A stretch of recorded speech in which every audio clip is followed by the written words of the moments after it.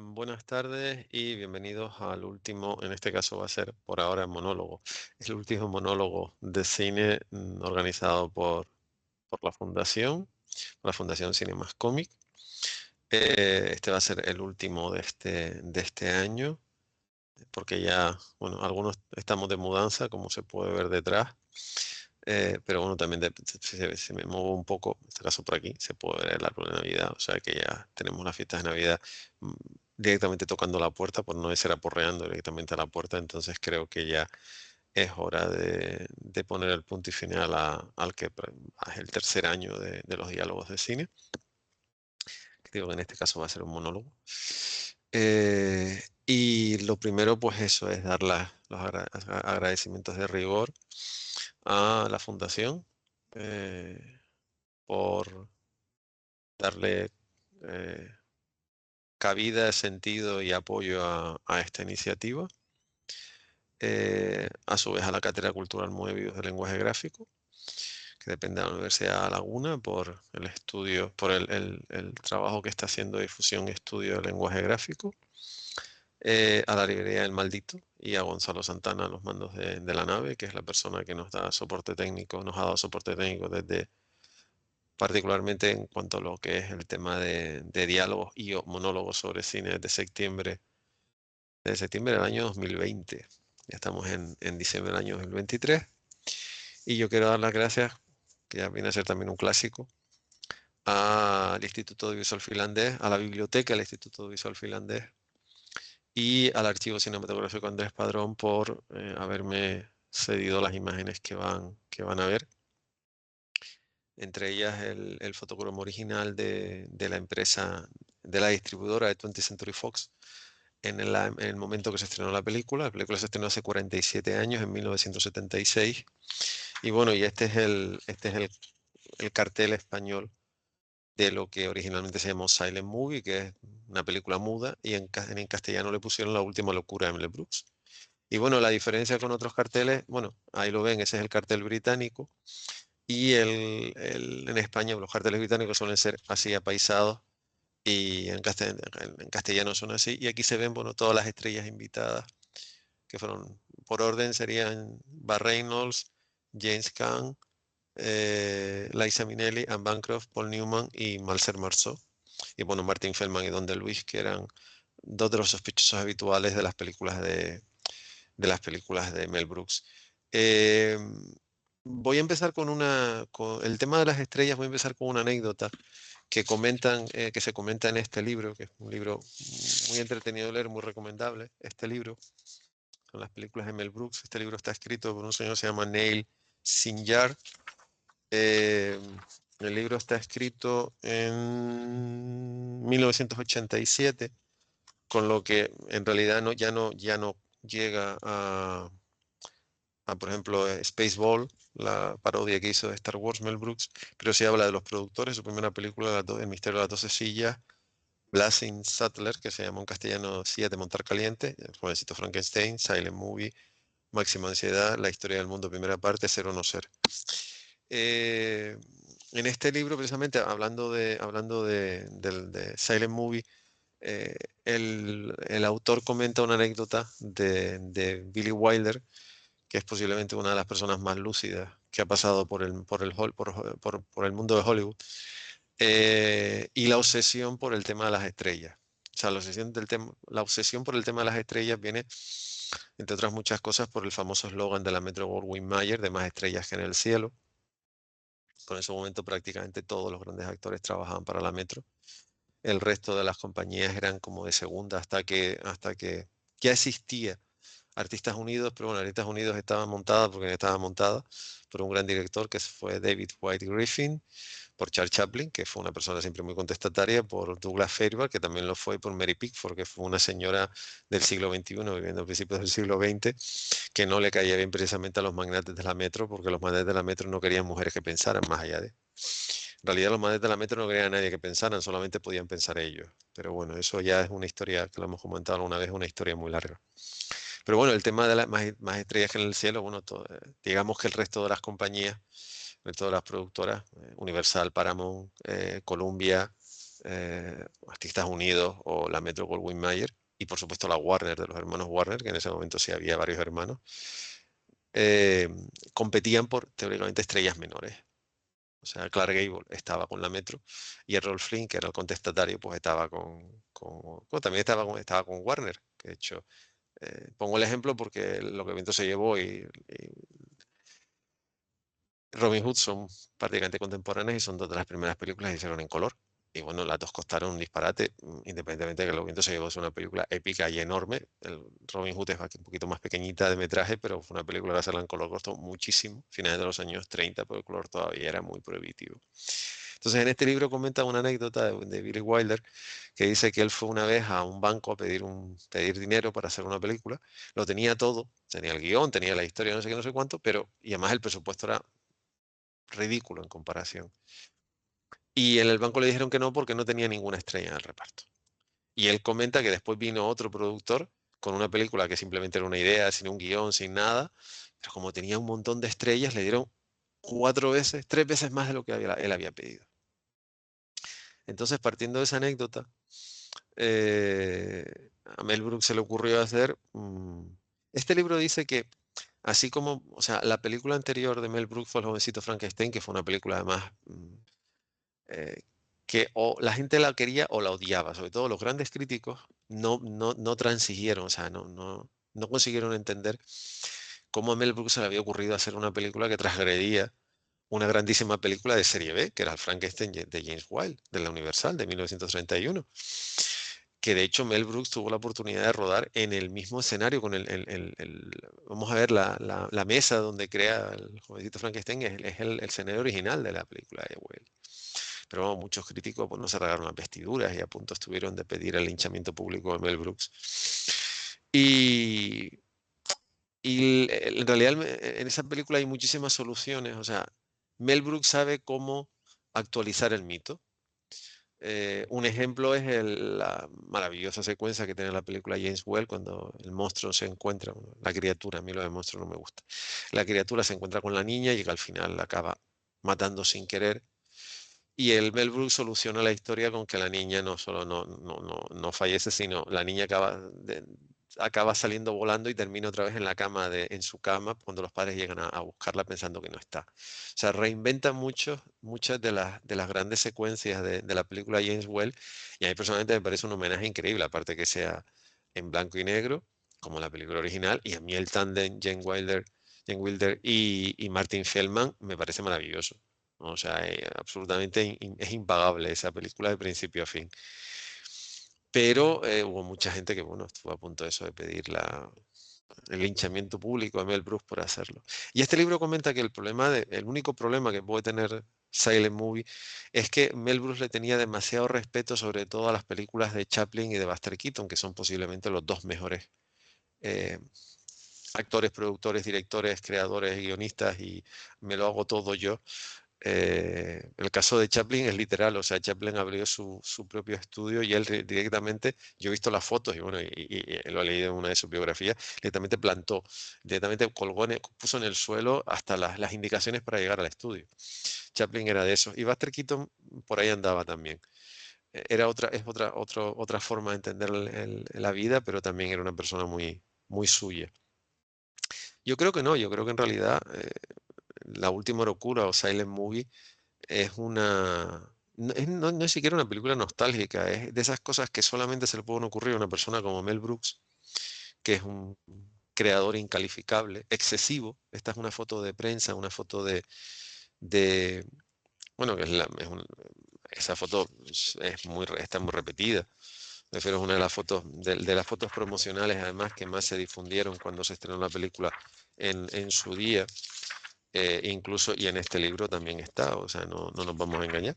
Aquí está la foto, o sea, bueno, es otro plano, pero también es la foto del director de cine y del director de cine de aquella época. Y en realidad, vamos a ver, el Silent Movie, o La Última Locura, vamos a partir del título en castellano, no deja de ser una revisión bastante ácida, más que una revisión, no, un análisis bastante ácido de la realidad del cine en aquella época.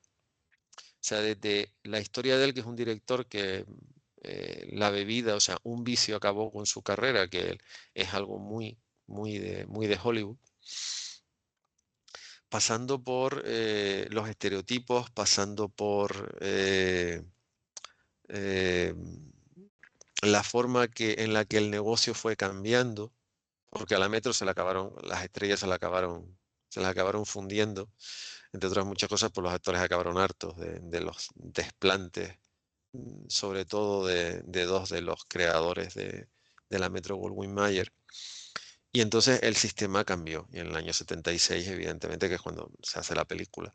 Brooks lo que hace es analizar. Brooks nunca, siempre ha sido una persona muy crítica con el sistema, muy crítica con la forma de producción, muy crítica con las injerencias de los ejecutivos de los grandes estudios. Eh, siempre acabó dando saltos de uno a otro. Y ha trabajado normalmente siempre para estudios más pequeños, como puede ser el caso de Fox, que siempre ha sido, yo siempre le he llamado desde que estoy trabajando en esto, la compañía de las causas perdidas, porque piensen que Fox, entre otras muchas cosas, pagó películas tan, eh, en teoría, tan poco rentables como podían ser La Guerra de las Galaxias y Alien. O sea, no nos engañemos. Esa es la realidad. Pero bueno, partiendo de esa base, a ver, Brooks es un análisis bastante ácido de lo que era el negocio, de lo que se estaba convirtiendo el mundo de Hollywood. Entonces, por ejemplo, hay una referencia. El malo de la película, que es malo, y además es malo mezquino, son los propietarios de una empresa que se llamaba Engul and Devor, que literalmente la traducción es engullir y devorar, que es una equivalencia a la Gulf and Western Company, que fue la empresa que se merendó a la Paramount en aquella época.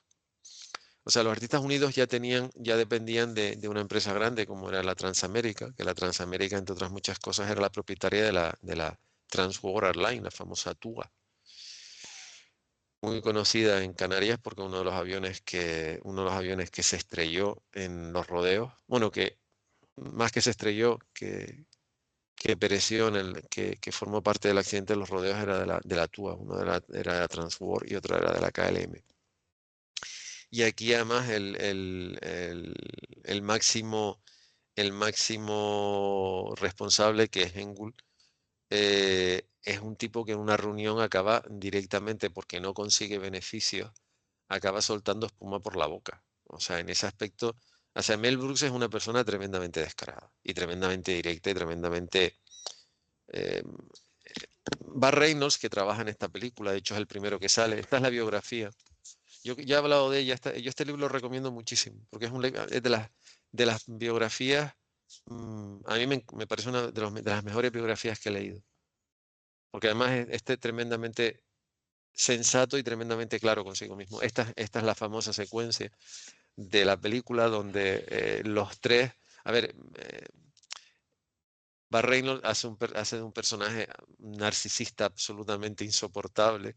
Además es que, claro, la película es muda, o sea, en realidad tú puedes leer los labios, pero en realidad la película solamente hay un momento, una sola palabra en toda la película, en la hora 25 minutos que dura.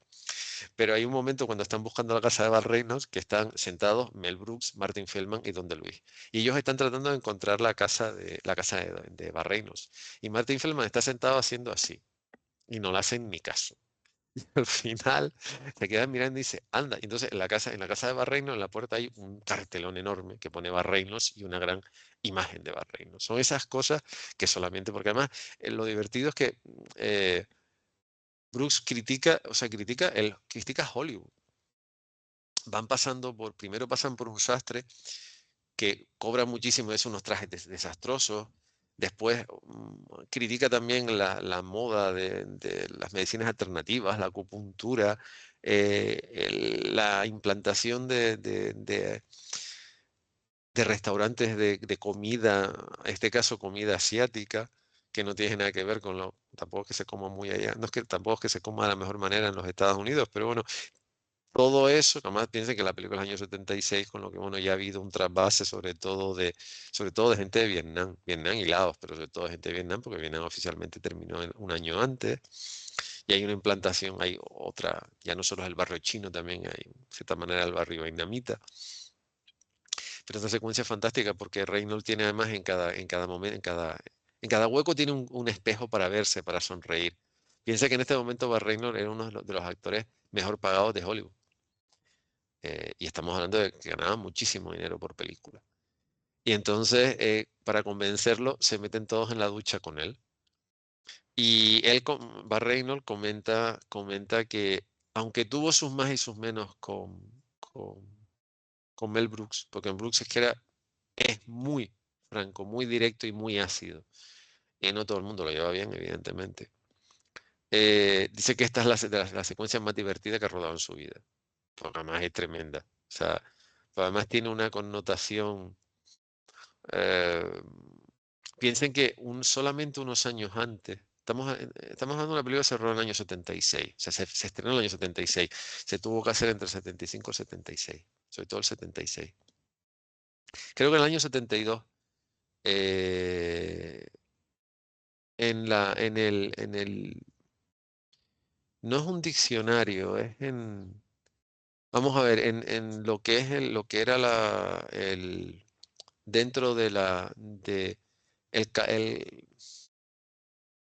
no es calendario, la lista de enfermedades que tenía que había en Estados Unidos reconocidas por la comunidad médica, hasta el año 72 la homosexualidad se consideraba una enfermedad. A partir del, creo que el 73 ya deja de ser una enfermedad. Año 73, no estamos hablando de 1923, el año 73. 72-73, creo, cuando desaparece del catálogo de enfermedades. Y entonces, Brooks, que es una persona que siempre ha estado como muy atento a lo que pasa alrededor suyo. Bueno, pues hay dos personas, dos señoras que salen que cada vez que los ven a ellos abrazándose o no sé qué, o no sé cuánto, los llama, o sea, la palabra exacta era cuando se podía decir marica o maricón, por decirlo, o de este caso desviado, por decirlo de una forma que no vayamos a entender.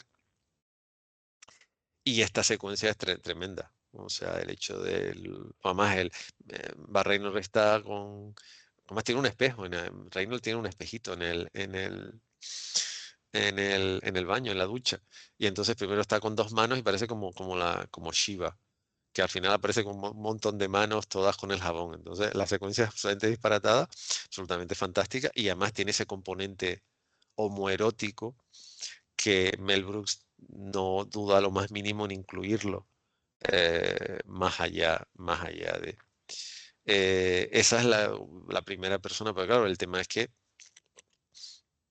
él quiere hacer una película, se le ocurre hacer una película muda, va a su antiguo estudio, el estudio está. Hay una secuencia fantástica que se ve la gráfica, y la gráfica ya llega y sale de la gráfica, y la gráfica sigue bajando. Está el cartel de la gráfica, se imagina el cartel aquí, y aquí hay un sofá y ya la gráfica está encima del sofá. Y entonces le ofrece algo y él dice, bueno, pues si consigo un montón de estrellas, entonces el productor, pues se queda como diciendo, a ver si es verdad que consigo un montón de estrellas, porque además hay esta gran empresa, esta versión Mel Brooks del Wolf and Western Company, que se quiere comer el estudio. Entonces van a hacer todo lo posible. Entonces empieza su búsqueda. A la primera persona que recurren, a la primera persona que quieren tocar es a Bar Reynolds. Después, al segundo, que además es un actor que tenía. O sea, James Caan nunca se tomó demasiado en serio más allá de, o sea, uno de los grandes actores. Y no solo por películas como El Padrino. O sea, en realidad Cam lo hacía siempre bien, aunque saliera 5 minutos. O sea, en Un Puente Lejano, James Caan sale 5 minutos, 10 minutos, no sale más. Yo creo que 5 minutos en toda la película. Y esos 5 minutos merecen la pena. Y estamos hablando de un actor que incluso trabajó con John Wayne, porque James Caan trabajó con John Wayne y Robert Mitchum en El Dorado. O sea, fue un señor que se permitió hacer muchísimas cosas. Y hace totalmente de actor, actor que a su vez es una mezcla de actor boxeador sonado. O sea, y además la propia idea, o sea, son estas cosas que se le ocurren. O sea, el tráiler donde está James Caan, a una de las ruedas le falla eh, la amortiguación y entonces se mueve. Y claro, entran todos en el sitio, en el tráiler para tratar de convencerle y según cómo se muevan, aquello se va moviendo de una forma o de otra. O sea, es totalmente disparatado, porque es totalmente disparatado. Son esas cosas que solamente se le ocurren a Mel Brooks. Y bueno, y donde ya llega, llega al disparate máximo es cuando quieren convencer a Liza Minnelli y lo que se les ocurre a los tres, yo antes lo comenté, a los tres mosqueteros es ponerse unas armaduras que son unas armaduras dificilísimas de llevar. Tratan de sentarse con ella a comer y al final acaban destrozándolo todo.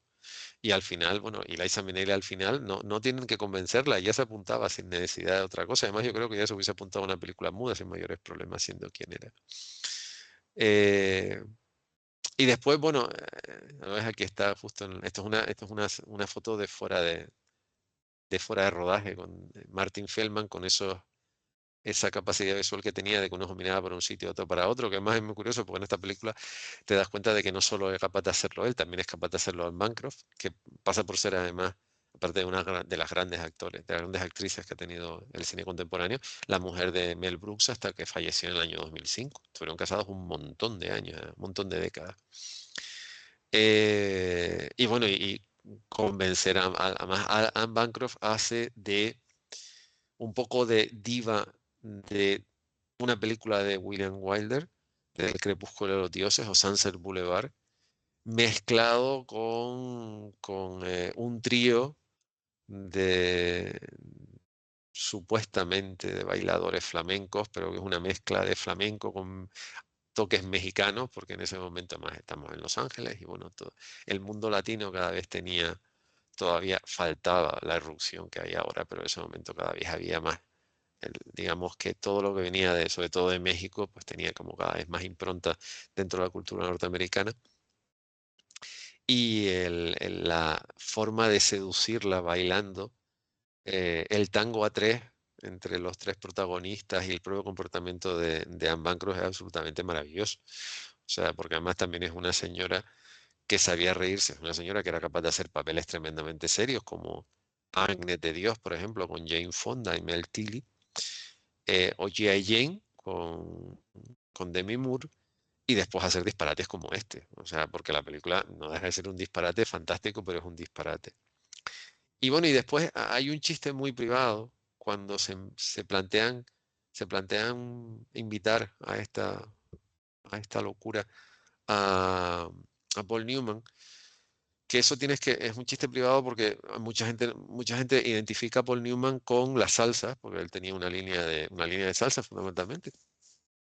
Pero es que aquí está, Paul Newman corría realmente, o sea, era piloto de NASCAR. De hecho, él le pegó, no solo era un grandísimo jugador de billar, sino también era un grandísimo conductor.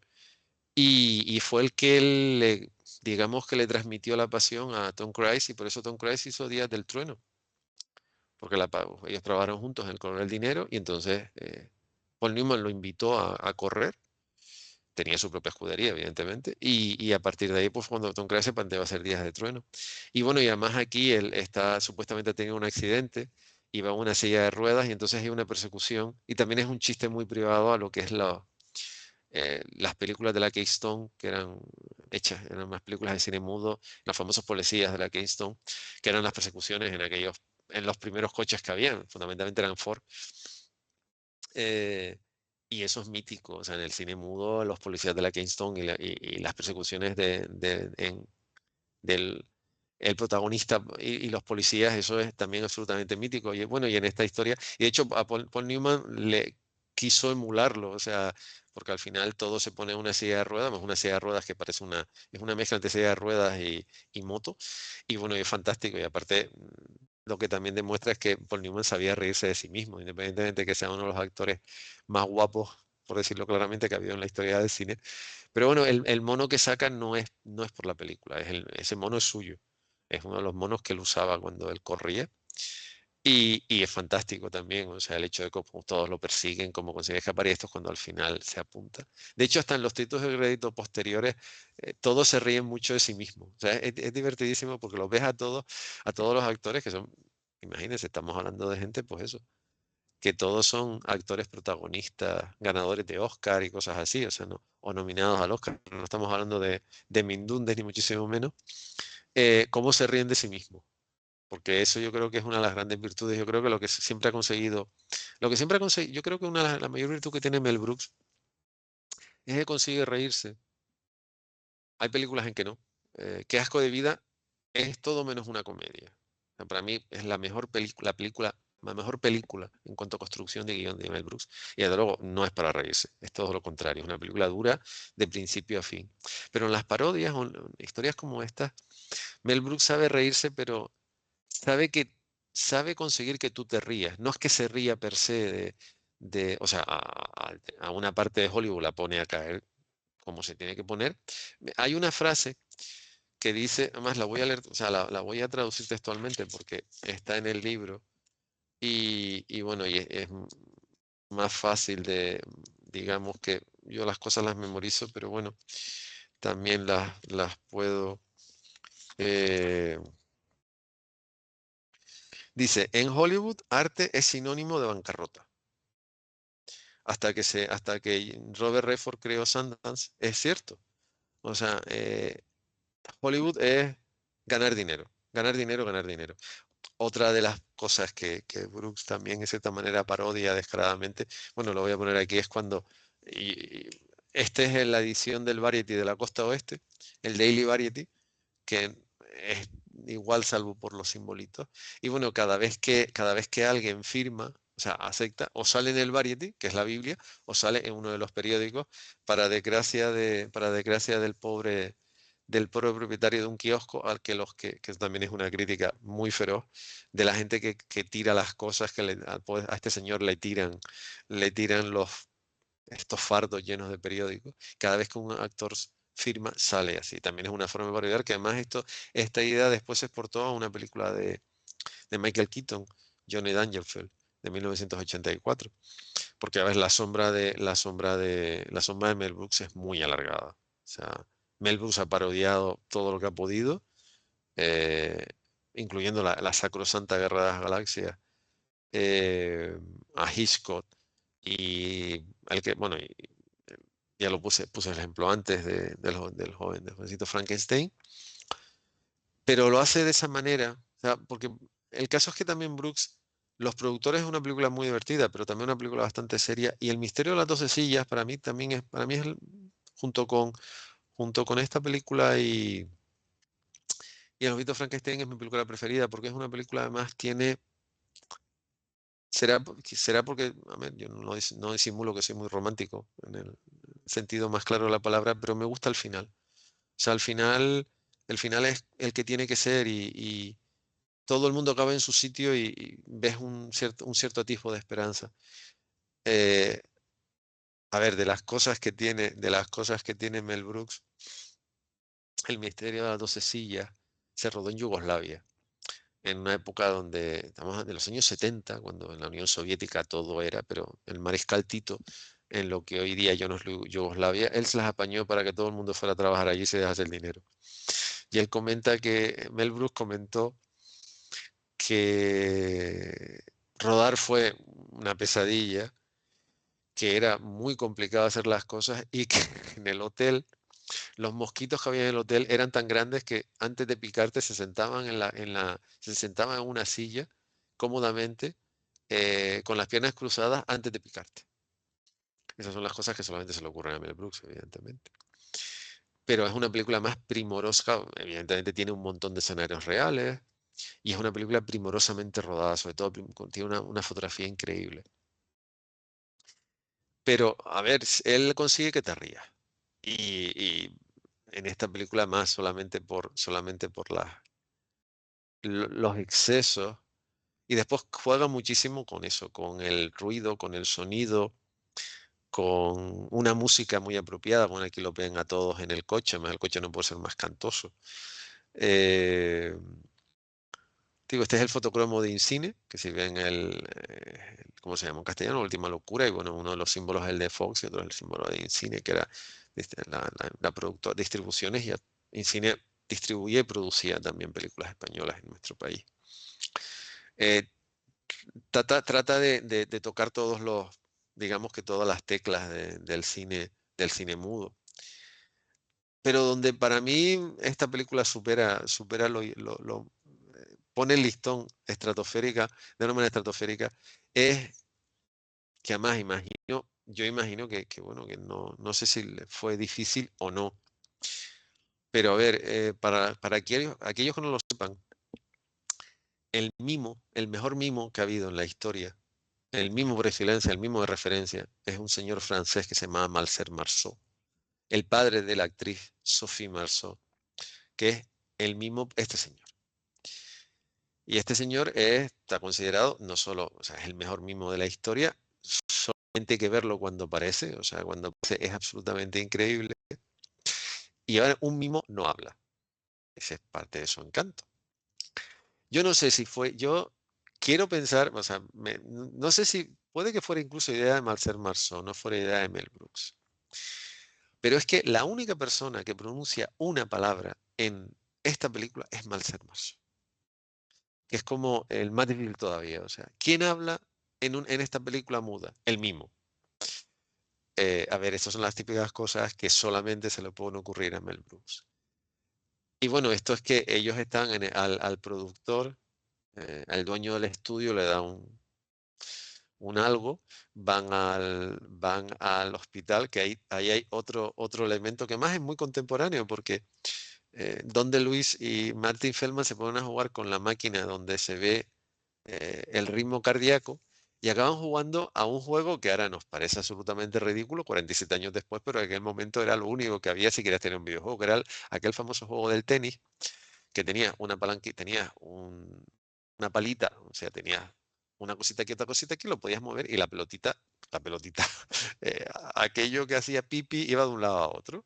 Y entonces se ponen a jugar con eso, que a mí me parece, o sea, esa es también la virtud de Mel Brooks, sacarle punta a lo que nadie le saca punta. Y entonces se les ocurre, oye, ¿por qué no llamamos al mimo por excelencia? Y fíjate que es un señor francés. Y entonces llama a Marcel Marceau, este es el momento que Marcel Marceau coge el teléfono, Mel Brooks le habla en inglés, y Marcel Marceau se queda muy así y le dice un no, que claro, tú te quedas como diciendo, anda, el mimo es el que ha hablado. Y entonces cuando le preguntan qué ha dicho, y entonces Mel Brooks dice, no sé porque no hablo francés. O sea, todavía el disparate es mayor. O sea, esta es posiblemente la secuencia, una de las secuencias no solo más famosas, no son las más recordadas de las películas de Mel Brooks, sino una de las secuencias más recordadas de la historia del cine, porque es la primera vez que Marcel Marceau habló. Claro, normal, o sea, si toda la película es muda, cuando las películas no eran mudas en esa época, ¿quién tenía que hablar? El que nunca hablaba, que era el mismo. Pero bueno, sale Marcel Marceau. Cosa que, y además está en el cartel y en los títulos de crédito finales sale y además, y de hecho no es que salga así, no, es que no sé también qué se le ocurrió, sale en una habitación con un montón de viento, casi no llega, bueno, tiene que cerrar la ventana, una historia siendo como era él, porque era absolutamente increíble. Y lo digo porque tuve el maravilloso, o sea, el honor de verlo actuando en Gran Canaria hace pues aproximadamente eso, 45, 46 años que fue a actuar. Y lo de Marceau era absolutamente increíble. Y su hija pasa por ser una de las mejores actrices francesas contemporáneas, Sophie Marceau. Que además, si ves una foto del padre, sin maquillaje y ves a la hija, se parecen montones. Eh, pero bueno, esas son las típicas cosas que se le ocurren a Mel Brooks. Y cuando parece que todo va bien, entonces, y después hay el último elemento discordante que es cuando a la malvada empresa que quiere comerse, que quiere evitar que la película se haga, porque ya tiene un montón, ya tiene más estrellas más estrellas que en el cielo, menos Marcel Marceau, pero bueno, como era francés tampoco importaba mucho. Imagino que eso pensaría el dueño de la empresa. La empresa, esta gran empresa que quería devorarlo. Además, a ver, la primera vez que sale de la empresa es sangrante. O sea, la oración matutina es al símbolo del dinero. O sea, en ese aspecto se puede decir más alto, pero no se puede decir más claro. Y piensen que todavía quedan muchos años, aunque ya crisis ha habido muchas, pero quedan muchos años hasta que el sistema se venga al suelo, quedan muchos años hasta que Lehman Brothers abandone precipitadamente sus oficinas porque ya no había dónde sacar, pues prácticamente 4 décadas. Pero bueno, ya había gente evidentemente que, además estamos hablando de que ya Wall Street y digamos que el símbolo de la economía norteamericana, que eran las Torres Gemelas. Las Torres Gemelas se edificaron en esa época precisamente. Y bueno, y estas grandes empresas, y es curioso porque eh, una década después llegaron los grandes conglomerados japoneses a comerse empresas, entre ellas, que sigue siendo propietaria, entre ellas Columbia, que Columbia es propiedad de Sony. Eh, pero bueno, que en los años 70 pues era sobre todo empresas como las que simboliza la que sale en esta película. Y entonces para evitar que esto llegue a buen puerto, a los malos malísimos se les ocurre contratar a la pérfida, espérense porque se la muestro. Bueno, aquí está, bueno, en la foto no la he puesto, aquí está Paul Newman montado en la moto y aquí está Don Luis en la otra moto en la aguerrida persecución. Y entonces lo que se les ocurre a este hombre es enfrentar a Melfan con una especie de Salomé cinematográfica, que es el personaje de Bernadette Peters, que es la que teóricamente va a llevarlo otra vez por el mal camino y fundamentalmente lo va a llevar otra vez a beber. Lo que pasa que, bueno, hay una cierta redención. Ella se da cuenta de que la han utilizado, porque la han utilizado, pero bueno, tienes ese momento que además es muy icónico también, porque es muy, muy icónico el momento y la gran botella y una suerte de melee de gente absolutamente borracha, que también es una crítica muy ácida contra los excesos de Hollywood, porque los propios estudios, los propios productores, el propio sistema siempre ha dado, es como esa cláusula que teóricamente no existía, pero sí existía en los años 80, sobre todo en los años 80, en los años 90, que decía que en todo presupuesto de una película tenía que haber una partida para la cocaína. Y eso hay actores que te lo dicen de esa forma. O sea, estoy repitiendo, por ejemplo, eh, una entrevista con Dennis Quaid, que tuvo serios problemas de adicción. Y decía que en el contrato estaba el hecho de suministro, bueno, y sin ir más lejos, el caso de John Belushi, que Belushi murió, bueno, por sus excesos, pero en realidad también por ese tipo de cosas. Ya en el final de los 70, principios de los 80, se daba como casi una verdad absoluta que dentro de un contrato, aparte de lo que son los gastos de rodaje y el tema de marketing, estaba ese tipo de historia. Y Brooks ataca todo eso, atacó el sistema desde dentro porque además lo conocía. Y Mel Brooks le pasa, que no nos olviden, es el padre de Max Brooks, ese señor que hizo eh, World War Z. Eh, que de hecho lo llamaron cuando la pandemia en la Casa Blanca para que diera indicaciones por si la cosa se iba de madre. Es una persona tremendamente lúcida. Y por eso es capaz por eso George Lucas le permitió parodiar la Guerra de las Galaxias. La única condición que le puso fue que no hiciera muñecos. Fue la única condición que le puso. Que no nos engañemos, o sea, en Spaceball, el personaje de Darth Vader, que lo interpreta un maravilloso Rick Moranis, bebe directamente de una parodia que hizo Bob Hope en 1977. Lo que pasa es que nadie se acuerda de esa parodia, porque es una parodia de la televisión norteamericana que se vio en Estados Unidos. Ahora se puede ver perfectamente en Internet, pero claro, se puede ver hace relativamente una década. O sea que hasta el traje prácticamente y el casco es exactamente igual. Lo que pasa es que ya pasaron 20 años, no, 20 años no, pasaron un poco más de una década hasta que se hizo Spaceball y la gente no lo recuerda. Pero que no, parte de esos excesos no son invento de Mel Brooks. Mel Brooks lo que hace, pues evidentemente copiar. Bob Hope es uno de los grandes cómicos y comunicadores de la historia de la televisión, del cine y la televisión norteamericana. O sea, eso. Pero claro, si sales del mundo anglosajón no tienes por qué tener esos referentes. Brooks no, Brooks bebe de todo. Porque además es una película es un director que hace muy bien los deberes. Yo creo que eso es una de las grandes las grandes realidades. Por eso sí puede quizá, en cierta manera sea cierto el hecho de que él pasa de puntillas sobre determinadas cosas con esta película. Pero es absolutamente fantástico, o sea, la resolución, la forma que tiene.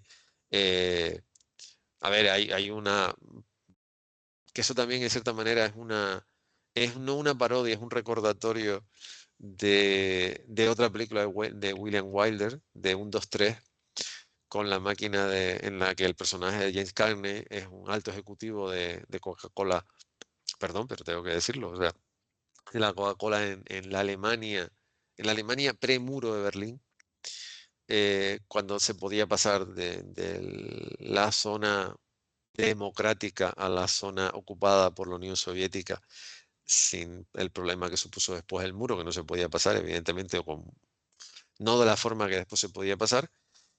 Al final de la película, James Cagney va a sacar una Coca-Cola y le sale una Pepsi-Cola. Era cuando las máquinas no tenían latas, era cuando las máquinas tenían botellas. Y aquí donde Luis quiere una Coca-Cola y hay una máquina que la lata sale por todos sitios menos por donde tiene que salir y cuando sale le hacen cierta pupa. Se acaban defendiendo del ataque de los malvados, que van todos unos coches iguales, parece una especie de antesala de lo que después será el equipo A, tirándoles latas. De hecho, la última lata la tira como si fuera una granada de mano, Mel Brooks, son las típicas cosas. Y eso también, independientemente de que Coca-Cola pagara parte de la peli, es también otra forma de, digamos que de reverenciar uno de los grandes, esos grandes directores que también era ácido, pero bueno, ya más. El caso de William Wilder, era un director de origen alemán que tenía la visión de Europa, se fue a Estados Unidos y evidentemente sabía distinguir una cosa de otra. O sea, no era de los que habían nacido en Estados Unidos y se creía el sueño americano, él sabía que el sueño americano era un invento. Y basta con ver las películas de William Wilder para darte cuenta de que desmonta ese sueño, pero a pasos agigantados. Entonces tiene ese tipo de cosas, o sea, utiliza cualquier excusa para parodiar. Lo que pasa es que lo hace con muchísimo gusto y con muchísima clase. Y hasta el final, o sea, el hecho de que al final, para rescatar la única copia, el único copión, Martin Feldman se enrolla creo que hay una foto donde se le ve enrollado entre toda la película, precisamente para rescatarlo.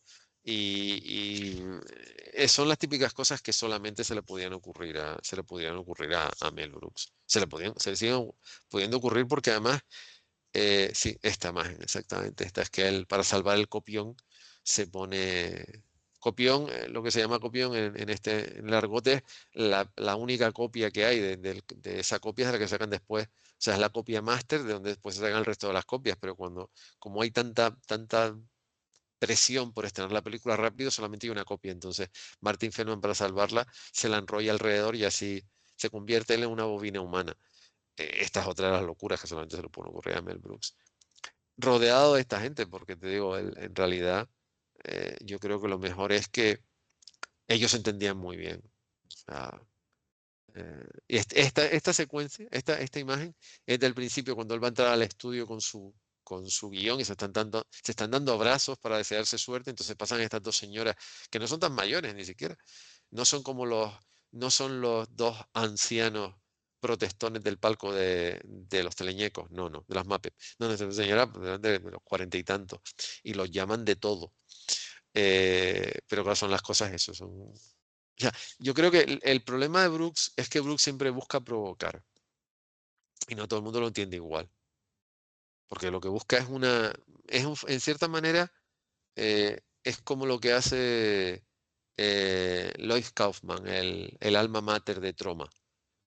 Detrás de la locura y los excesos del Vengador Tóxico hay una crítica a la sociedad norteamericana, pero tremenda. Y además, yo en el caso particular no he tenido la oportunidad nunca de coincidir con Mel Brooks, pero sí he tenido la posibilidad de coincidir con Lois Kaufman en persona y después la oportunidad de hablar con él virtualmente. Y Kaufman no deja títere con cabeza y Mel Brooks tampoco. Yo creo que la palabra que lo define. Eh, que es un poco lo que podía pasar en nuestro país con Luis García Berlanga y Rafael Ascona. Digo los dos porque aunque Rafael Ascona era el guionista y Luis García Berlanga era el director y guionista, en realidad el tándem Berlanga-Ascona le pasaba exactamente lo mismo, no dejaba títere con cabeza, pues no dejaba títere con cabeza. Y sobre todo siempre dejaba el régimen fatal. aunque también para eso el régimen dictatorial tampoco tenía que hacer mucho. En Estados Unidos, tres cuartos de lo mismo, o sea, tampoco hacía falta mucho para que salieran las miserias. Pero bueno, esta secuencia es como muy clara, o sea, esta imagen es que también les acaba pasando después en el tráiler, ese tráiler que parece un barco. Es que además es una, salvando mucho la distancia, es como una especie de recordatorio del Campeonato de los Hermanos Mar también. O sea, el tráiler no está pequeño, pero todo está muy justo y eso te mueves y además el tráiler va siendo así. O sea, ellos se sientan y se mueven por un lado, se mueven para otro y de cierta manera pues recuerda a eso.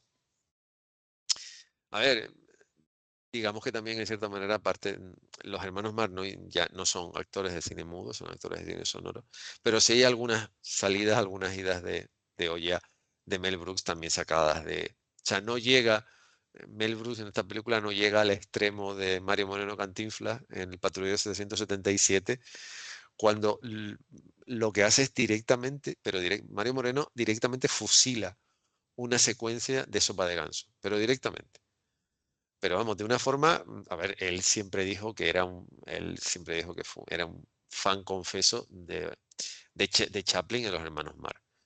Pero es que en esta película, o sea, en El Patrullero, directamente coge la secuencia y la fusila. O sea, la hace a su modo y a su manera, pero es lo mismo. En vez de Chico es él y en vez de Groucho es el capitán de policía del que es la historia, pero ya está. Y esto es cuando tratan de convencer. Este es el momento cuando están los tres, precisamente, está el productor convaleciente en la cama, fundamentalmente por dos razones. Primero, porque no se toma la pastilla, la medicina, que es esas cosas y después porque han estado, Martin Feldman y Don DeLuise han estado jugando con la máquina de las pulsaciones, del ritmo cardíaco, entonces está todavía más hecho polo y aquí es el momento que Mel Brooks le está llamando a Marcel Marceau. O sea, a ver, es que es difícil de... Pero bueno, si lo piensas fríamente, sí, sí, se te ocurre hacer una película muda, porque oficialmente el cine mudo terminó, que no es cierto, porque se siguieron haciendo películas mudas un tiempo después, eh, con el cantor de jazz de Al Johnson,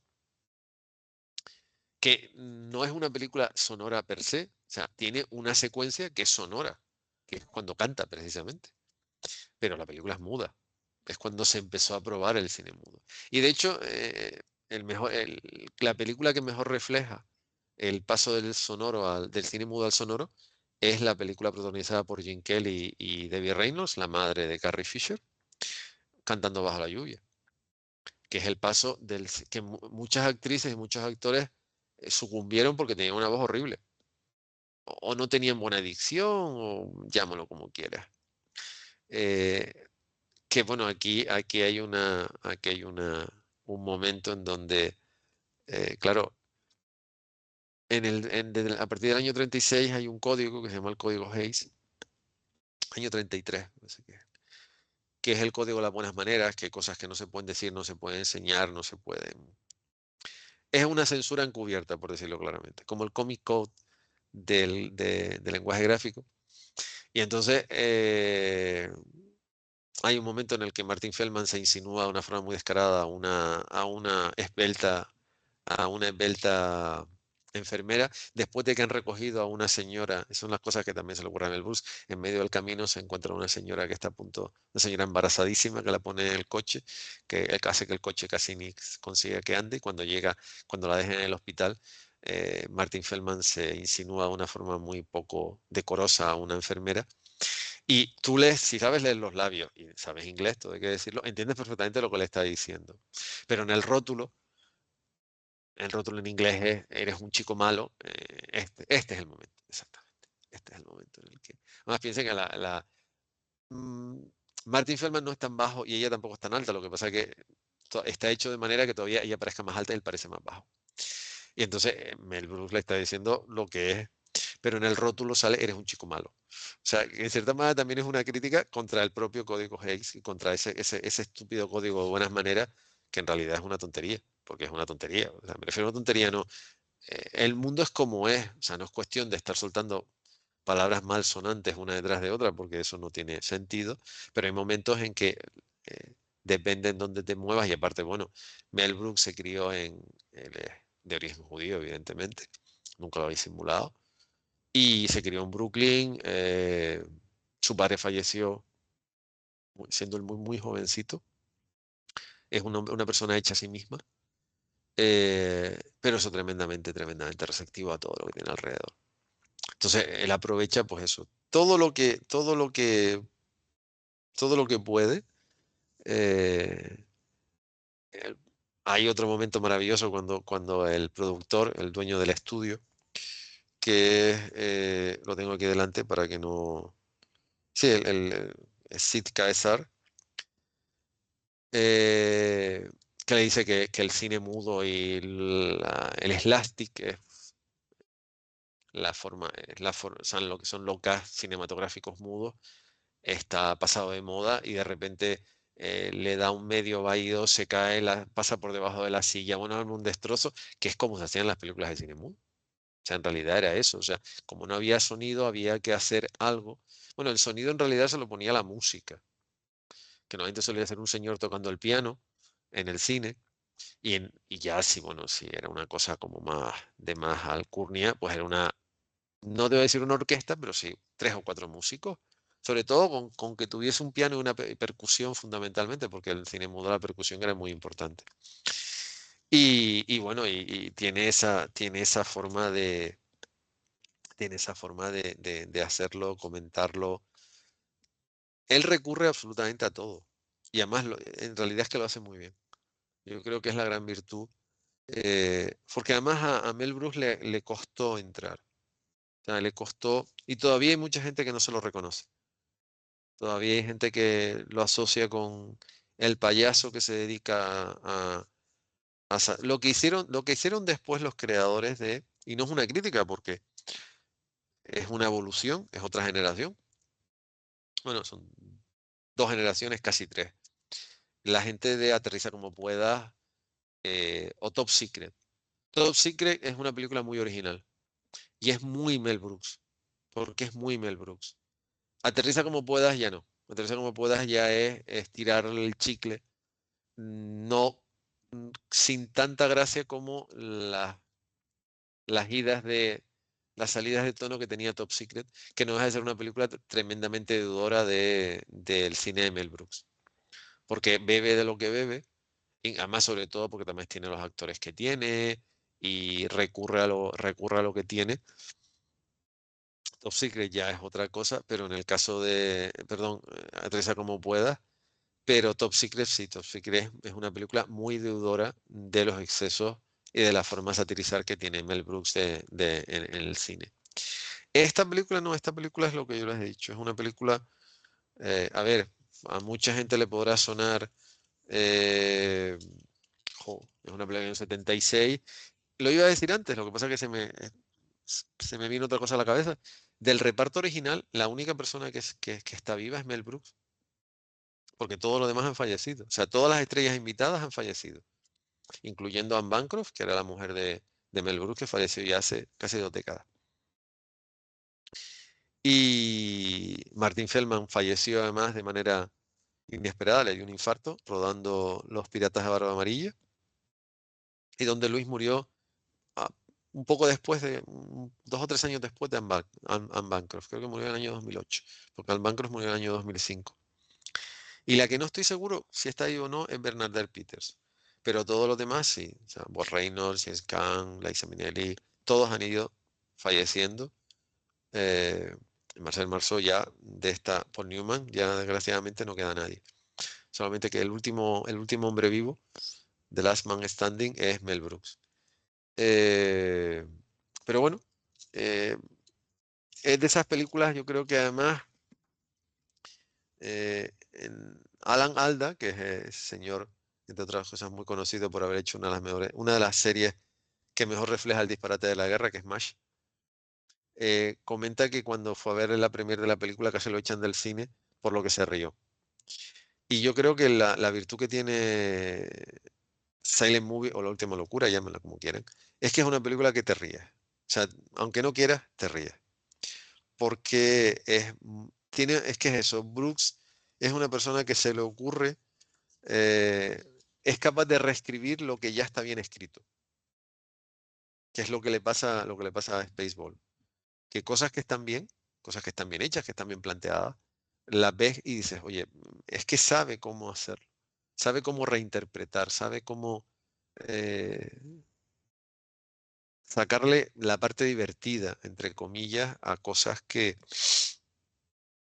eh, lo que pasa es que, digo, a mí personalmente el jovencito Frankenstein me parece primoroso cómo trata el material original. Además, yo creo que le hace un gran favor, sinceramente. Eh, y esta película es lo que es el disparate llevado al extremo, pero bien hecho. Y bueno, usted va a decir las últimas palabras, debo decir.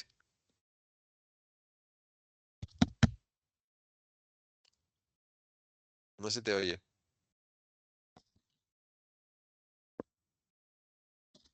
Ahora sí. No, estabas ahora estás en versión muda. A ver, sigue ahora mismo estás como Martin Feldman. Ahora, Ahora sí se te oye. Sí, vale. sí, Pues yo lo único que tengo que decir es como Marcel Marceau. ¡No! sí, sí que es lo único que habla. A ver, yo más o menos, yo ya más o menos he destripado lo humano, he destripado lo humano y lo divino. Ahora vamos a ver, dicen que llegar tarde es de gente importante. No, no, lo mío ha sido Sí, bueno, no, vamos a ver. despiste, despiste total, porque lle- mira que me lo había dicho Guadalupe ayer o antes de ayer y bueno, no. da igual. Llegar tarde es de gente importante. Después estamos los que defendemos el fuerte como buenamente podamos, que no somos importantes, evidentemente. Eh, Te gusta de esto tú eres la carne de cañón. exactamente, totalmente. Aunque mis galones sean más grandes que los tuyos, pero da igual, da igual. Oye, Alguien tiene que defender el fuerte. siempre el Eh, capitán es el que se hunde con el barco. sí, exactamente, Así. exactamente. Esa es la historia. Hombre, a mí es que el problema es que a mí eso no me gusta, para mí los barcos, sabes que no, como que no me mola. No, no, no es No da igual. tu. No, a mí lo de los barcos, no, No, no, pero oye, de pedir disculpas y tal, que ha sido eso, que no, justo no, a las 6:30 da igual. tenía que estar esta mujer en el aeropuerto y mire, dentro de lo que cabe, la suerte es que no está muy lejos y fui, la llevé y volví. Y bueno, y luego lo que he tardado en conectarme. A ver, eh, Ah, el resumen rápido. ¿Por qué alguien debe ver una película como La Última Locura o Silent Movie? tú ya lo has dicho, digo yo mi Hombre, opinión. sí, yo llevo una hora diciéndolo. O sea, Hombre, a mí de entrada es que Mel Brooks me parece un genio, no lo suficientemente reconocido sí, ya dentro de lo he la dicho yo. historia, ya lo has Sí, dicho tú también, ¿no? sí, sí. Dentro de la historia del cine internacional, ¿no? Sobre todo del siglo XX, ¿no? Del siglo pasado. Yo creo que tiene, o sea, es el primero que o sea, eso que ha tenido tanto éxito, tipo pelis como Scary Movie Sí, o sí. Superhero Movie o Yo tal, puse, yo puse el ejemplo de que Top Secret es una película que Top bebe Secret, directamente. Así correcto. como Aterriza como puedas ya pierde fuelle, pero Top Secret es una película que bebe Sí, directamente, por sí, no decir que copia sí, sí. la forma de parodiar que tiene Mel Pero, Brooks. Es pero así. fíjate tú, o sea, yo creo que Mel Brooks, sin saberlo, creó un género que es Mm, todo este del que estamos hablando. mm, De que mm. eso, pues con películas como Aterriza como puedas o Top Secret se fueron desarrollando muchas más y terminaron convirtiéndose en un género que durante una época tuvo bastante éxito, luego estuvo un tiempo un poco de capa caída, pero luego volvió a surgir con el tema este de las Scary Movies y todo eso. Pero que ya Mel Brooks lo hacía, o sea, Sí. porque ¿sabe? Tiene películas espectaculares como El jovencito Frankenstein, Máxima ansiedad Máxima Ansiedad es también, total. Scary Movie bien hecha, Sí, por sí, ¿no? decirlo claramente. Y también se mete con los thrillers policíacos y de espías y todo eso dentro de una sola película. Y yo qué sé, o sea, la que hizo sobre la Guerra de las Galaxias, que ahora Spaceball. Spaceballs. O sea, es que no, o sea, tienen gags, tienen tramas, tienen toda una serie de elementos que no solo Meta. sí. A mí me parece espectacular. De hecho, ya lo digo, de esta hablaremos el año que viene. Pues sí, pues me Hoy parecería muy bien. merece la pena porque además es una película que yo lo comenté antes, que ni siquiera en su época, cuando la estrenaron, la gente se acordó de que el traje de Darth Vader no era invento de Mel Brooks, sino de Bob Hope en el famoso sketch en el que sale Mark Hamill en su programa de Navidad, que salía Perry Como, que era un cantante muy famoso de los Estados Unidos, sobre todo los 50, 60 y 70.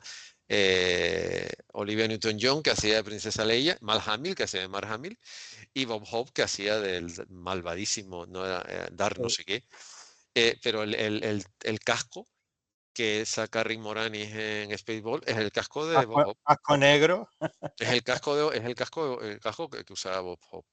Sí, sí. Y de hecho, es la única persona a la que Lucas ha dejado el que parodie con Sí, sí. permiso de, que no es una parodia per se, lo que hizo Bob Hope era una parodia relativa, pero bueno, yo creo que la parodia per se que hay del universo de Star Wars es el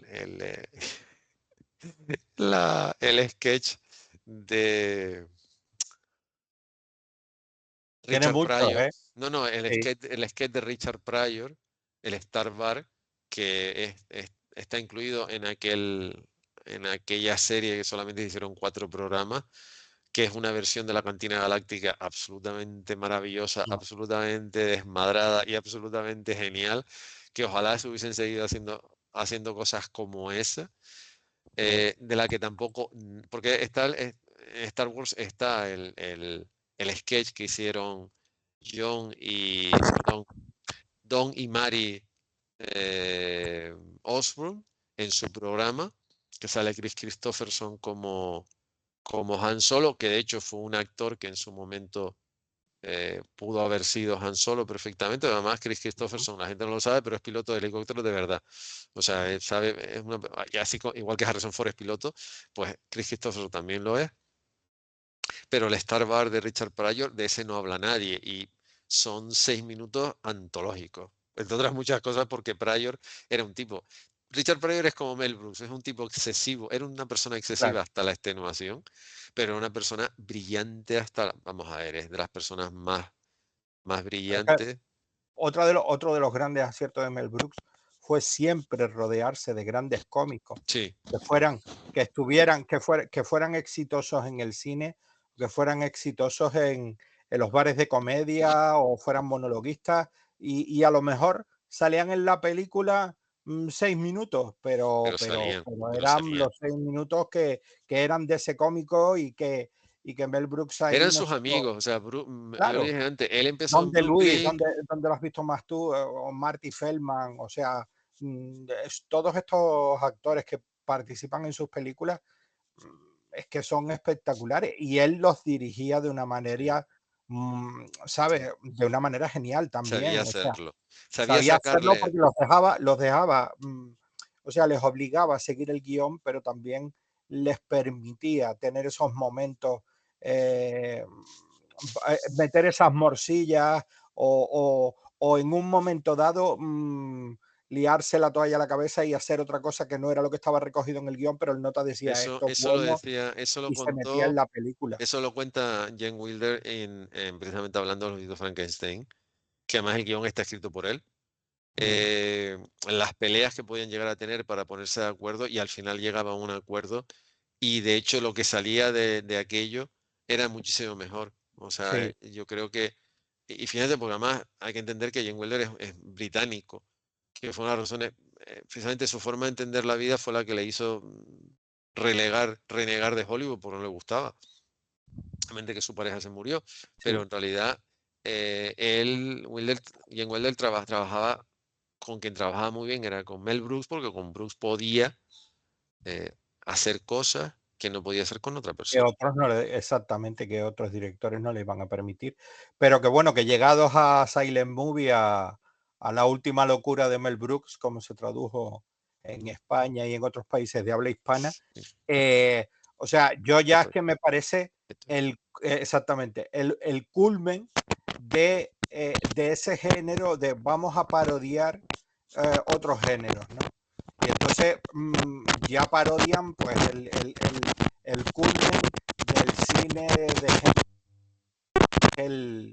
a ver, se me fue otra vez, es que es el cine mudo, el cine mudo de humor, Ujú. que era un cine que no tenía sonido porque no había sonido en esa época. Entonces, él coge y, porque la película tiene sonido, o sea, no olvidemos que la película tiene sonido.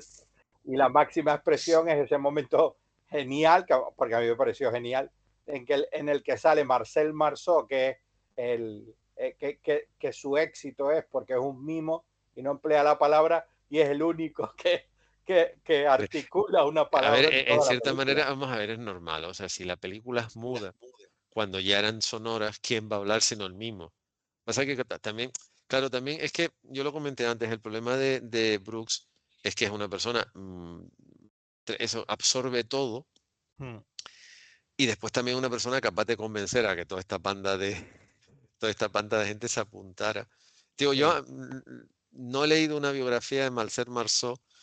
Es más, me gustaría hablar con su hija, con Sophie Marceau, que posiblemente sepa la historia real de cómo Mel Brooks convenció a Marcel Marceau para salir en la película y que sea claro. el único que habla, porque, claro, es que en realidad estamos hablando de que, lo dije antes, Marcel Marceau es el mimo por excelencia. O sea, ha habido muchos mimos, pero el mimo es Marcel Marceau. O sea, si tú quieres componer un ejemplo de Sí, mimo en la historia de la humanidad, tienes que coger al Marcel Marceau. No hay más, no hay más, no te puedes escapar de ahí.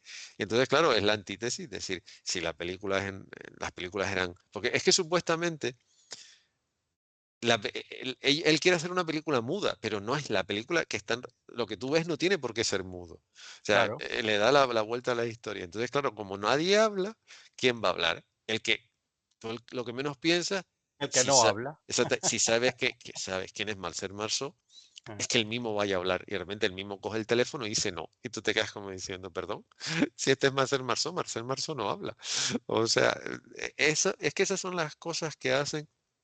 Estoy totalmente de acuerdo contigo. O sea, Brooks es una persona, lo que pasa es que, a ver, Mel Brooks es una y persona. además, piensa otra cosa que para mí me parece muy, muy genial de Silent Movie, que también usa ese recurso de hacer, o sea, hacer cine explicando cómo se hace cine.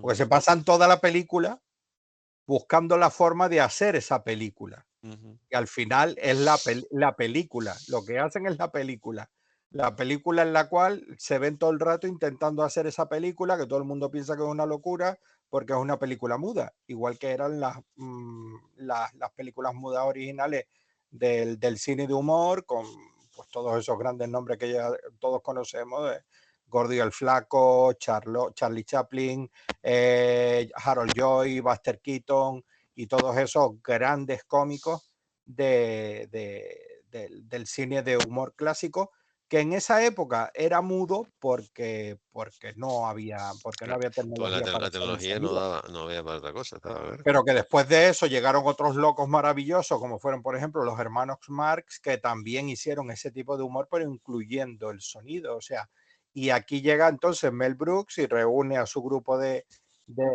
cómicos, de amigos, y se ponen eso, ¿no? Pues vamos a hacer una película muda. ¿Y quién nos va a comprar esto? Venga, pues vamos a ver cómo lo vendemos, a quién conseguimos y tal. Y se pegan toda la película explicando cómo se hace una película o cómo se podría llegar a hacer una película haciendo la película, o sea, y encima una película muda que después de eso todo cada vez que alguien, o algunas películas que todos recordamos, como de arte, por ejemplo, que, oh, qué maravilla y tal, cómo se les ocurrió esto de hacer una película muda, pues antes ya se había hecho y se había buscado esa parodia, ese rebuscar cómo era ese mundo en el cual actualizado, porque te muestran un mundo actual en la época en la que se rueda la película, pero mudo, cómo podría ser o cómo sería o cómo serían las comunicaciones o cómo serían las cosas. Que quizás a lo mejor este diálogo diálogos de cine para Incorregible deberíamos haberlo hecho mudos.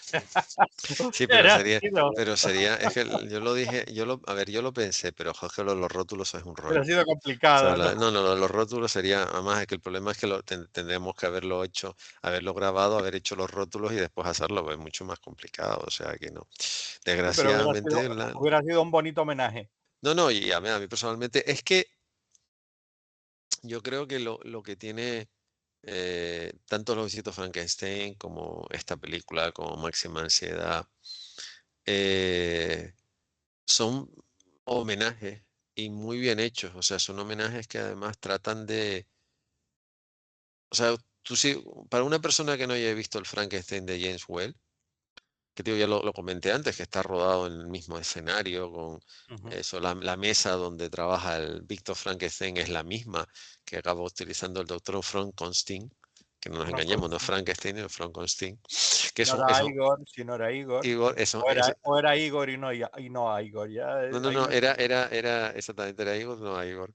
Esas son las ideas de olla también del otro, porque digo, si Brooks era Jane Wilder, si Mel Brooks es Jane Wilder, era muy suyo también. Y más está rodada esa sí está rodada en blanco y negro para respetar el formato de la película James Whale de 1931. Son homenajes muy bien hechos, o sea, muy sentidos, o sea, yo lo comenté antes porque este es el libro, uno de los libros que yo he estado leyendo, que están, o Ujú. sea, es del año 87, pero sobre todo está muy bien por cómo te va hilvanando las distintas películas, que Mel Brooks es una película es una persona que creció viendo las películas de Charles Chaplin, las películas de Buster Keaton, que era tremendamente respetuoso con Chaplin, con Keaton. Eh, Después su verborrea es muy de los hermanos Marx. Es lo que tú acabas de decir. O sea, la verborrea de Mel Brooks, que es lo que dije yo, el ejemplo que puse antes de que tú te incorporaras, que después llegó Mario Moreno Cantinflas en el Patrullero 777, fusila una secuencia de Sopa de Ganso. O sea, porque es lo Totalmente. mismo. O sea, escoger antes de que Pero fíjate tú, Mel Brooks fue el primero que rescató a Buster Keaton para incorporarlo a sus películas mm, como actor. O sea que Buster Keaton tuvo su éxito, tuvo su tal. Intentaron incorporarle al cine sonoro, pero sin embargo no tuvo mucho éxito y, y ya se olvidaron de él. no, y también a ver, Keaton era un tipo muy particular. Quien lo rescata primero es Charles Chaplin en Candilejas, porque eran amigos. Sí. Pero Keaton también. A ver, es que el caso Buster Keaton, así como Chaplin era mucho más combativo, mucho más militante, mucho más. Ujú. Keaton era un tipo. ¿Dónde empieza el personaje? ¿Dónde empieza la persona y termina el personaje? Claro. Porque el tema de Buster Keaton es una persona muy particular. Y es verdad, también el Bruce primero fue Charles Chaplin y después fue el propio Brooks quien lo reivindicó. Pero también, Sí. a ver, hay gente que el sistema la acaba cansando. O sea, el problema es No, que no, no, sí, eso yo lo entiendo también. hay muchos Pero actores que se me, me, cansan. me refiero, para mí era más, o sea, se me parecía más el Buster Keaton mayor con el Buster Keaton que conocemos de las películas mudas que el Charlie Chaplin mayor, porque el Charlie Chaplin mayor lo ves en La Condesa Descalza y porque sabes que es Charlie Chaplin, Sí, pero, es otra, pero tal también efecto. porque Pero sin embargo, también Buster Keaton sí, Buster Keaton que está igual. es Bueno, igual. mayor, Sí, pero pero igual. tú lo ves en Candileja y está igual que ya Chaplin se le Pues, notan un poco más los años. que mantuvo su imagen, no cambió. No, no, pero porque Keaton era así. O sea, es que es eso, dónde empieza el personaje y termina la persona, dónde empieza la persona y termina el personaje. O sea, que también él decidió retirarse porque, bueno, yo creo que, a ver, Buster Keaton es de esas personas Mm. que nunca se tomó muy en serio. O sea, Es lo mismo que quizás pasó al final con Groucho Marx, ¿no? sí, Que en las películas se pintaba el bigote, no tenía bigote, y sin embargo al final ya de mayor se lo dejó porque la sí, pero, gente a ver, para la gente Groucho tenía que tiene tener que tener bigote. bigote. A ver, hace un par de semanas leí un artículo sobre, no era sobre Groucho Marx, era sobre Alice Cooper, que Ajá. resulta que eran vecinos. Y Groucho tenía problemas de insomnio y Alice Cooper también. Se hicieron muy amigos, entonces se llamaban a las 3 de la mañana y se iban a jugar al ajedrez a las 3 de la mañana. Yo pagaría. por ver Una buena forma de una, combatir el sí, insomnio. yo pagaría, como diría, perdón por la traducción, porque la traducción no es real, porque no se dice igual en castellano, pero del inglés a castellano, y pagaría un buen dinero. En este caso, pagaría el peso en oro de quien fuera por oír estar en una velada entre Groucho Marx y Alice Imagínate. Cooper. Eso puede ser, porque Alice Cooper tampoco, o sea, Alice Cooper, una cosa es la imagen, pero Alice Cooper no es idiota. O sea, no es tonto, es un tipo tremendamente inteligente, entre otras muchas cosas, porque Alice Cooper lleva 40 y tantos años de carrera profesional. En un mundo como el de la música, sobrevivir 5 es mucho. Ya llegar a los 40, a los 40 años, bueno, y después están los Rolling, que nos moriremos todos y seguirán cantando. O sea, el caso de los Seguro. Rolling, el caso de los Rolling se sale de la tabla. O sea, ya lo de los Rolling es, bueno, Los Rolling cuando fallezcan lo omitirán, o sea, no harán comunicados porque ya se habrán desarrollado clones sí, sí, sí, o o sea, algún tipo de reproducirlo sobre el escenario para que puedan sí, no, seguir o sea, girando por el mundo. antes termina el mundo que los Rolling Sí, dejan sí, de sí, cantar. que O los sea, Rolling dejen de ya dar conciertos. el apocalipsis llega antes de que los Rolling fallezcan. Pero bueno, dejando a un lado a los Rolling, que nadie es difícil de entender, el resto, llevar esos 25, 30, 40 años de carrera profesional en un mundo como el de la música, y Alice Cooper lleva desde ni se sabe el tiempo. Y entonces Groucho, o sea, Groucho nunca, no solo nunca se tomó así, nunca se tomó en serio, sino sus dos hermanos, sobre todo Harpo, porque Chico nunca llegó a escribir unas memorias per se, pero Harpo sí, que hay un libro que se llama Harpo habla, que lo escribió él, pero quien más lo impulsó fue una de sus hijas, Ujú, que es un libro que yo recomiendo, porque el libro de Harpo habla, además hay una edición en castellano, el libro es fantástico. ujú. Él decía que lo que le gustaba al hermano, a su hermano Groucho, era cuando no tenían que trabajar, irse a una biblioteca, llevarse 40 libros, irse a casa a leer, ya está. O sea, era y Groucho era un tipo, o sea, una persona que escribía de escándalo. Y tuvo una columna semanal y escribió ensayos durante no sé cuánto tiempo. Era Pero a un Groucho tipo lo que súper pasa es que como Groucho, el era tema una es que era, inteligencia privilegiada y se no, no, no, y notaba además, en los sarcasmos y en la forma en cómo Groucho analizaba la era, vida. Groucho era, o sea, es un poco lo que le pasa también, lo que le pasaba a Charles Chaplin. Es que es curioso, los grandes cómicos, su gran Pero te tragedia. digo una cosa, también a Mel Brooks, ¿eh? Sí, sí, es lo que te iba a Mel decir, Brooks también es un gran que escritor. los grandes cómicos, el caso de Charles Chaplin, el caso de Buster Keaton, pero Keaton no es, digo, no es tan como podía ser Chaplin. El caso de Charles Chaplin, el caso de Mel Brooks, el caso de Groucho Marx o Julius Marx, porque se llamaba, o el caso de Mario Moreno Cantinflas, Mario Moreno Reyes, que es como se llamaba realmente él. Todos tienen su gran problema es que son personas tremendamente lúcidas. O sea, eh, Mario Moreno Cantinflas no soportaba la clase pudiente mexicana. Cualquier persona con un poco de conciencia social tendría que detestarla. Pero es que Mario Moreno Cantinflas, a la gente de su clase, la maltrataba en sus películas. O sea, Mario Moreno Cantinflas no hacía prisionero, digan lo que digan, y ni siquiera en sus últimas películas, pero a la gente de su clase, sobre todo en las primeras películas, la ponía Mm. vamos a ver, es que tú dices, y la anécdota es cierta, o sea, la famosa anécdota cuando se planteó que por qué no se presentaba presidente, y entonces fundamentalmente el PRI, que es el partido de gobierno en México desde hace, no sé, 300 años, por ser exagerado, El Partido Revolucionario Institucional. exactamente, el Que famoso fíjate tú el contrasentido, revolución institucional. institucional, ¿Cómo te llamas? Un oxímoron total. sí, el presidente del PRI en ese momento dijo, si Mario Moreno Cantinflas se presenta presidente, no nos presentamos ninguno a las elecciones. ¿Para qué? No vamos a ganar. O sea, literalmente dijo, no vamos a cosechar ningún resultado. Porque porque Mario Moreno Cantinflas, la gente quizá no lo entienda, pero Mario Moreno Cantinflas fue durante mucho, mucho tiempo el único y el mejor embajador. Mira que hubo gente como Jorge Negrete y todo lo que tú quieras, pero la persona que representaba a México fue Mario Moreno Cantinflas. Sí. O sea, Mario Cantinflas era el pelado que llegó a ser una de las personas más poderosas, más ricas y más influyentes de su país y fuera. Tanto es así que en Estados Unidos lo llamaron y hizo prácticamente lo que pudo, pero también, o sea, en Estados Unidos se pegaron por comprar los derechos de las películas de Mario Moreno Cantinflas. Mario Moreno Cantinflas tiene un Globo de Oro y fue nominado al Oscar al mejor actor secundario por la Vuelta al Mundo en 80 días. Sí. Y en México era una institución, pero una institución o sea, hay pocas cosas inmutables en México, aparte de que Guadalajara es un llano y México en una laguna, que es la canción. La canción del rey es la canción de Jorge Negrete, aunque es el símbolo pero el símbolo por excelencia del México contemporáneo, y de hecho el mejor embajador que tuvo México durante muchas décadas fue Mario Moreno Cantinflas. O sea, Sí. la sombra de Mario Moreno Cantinflas es tan grande, tan grande, tan grande que es difícil quizás es difícil de entender para alguien que vive afuera. Y a todos Mm. les pasa lo mismo.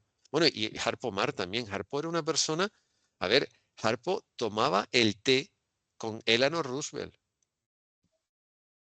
Era uno de los que iba a la Casa Blanca a tomar el té con la primera dama de los Estados Unidos, una de las señoras Debe ser. Eso m- me parece muy bien. más, Bien por ella y bien por él. exactamente, no, pero más inteligente, con más arrestos y con más poder. Porque, Sí. o sea, no nos engañemos, era una señora que le afeó el comportamiento a la clase pudiente de Nueva York cuando la crisis del 29 porque se lo podía permitir. O sea, era una señora inteligente hasta la extenuación, tanto más que su marido.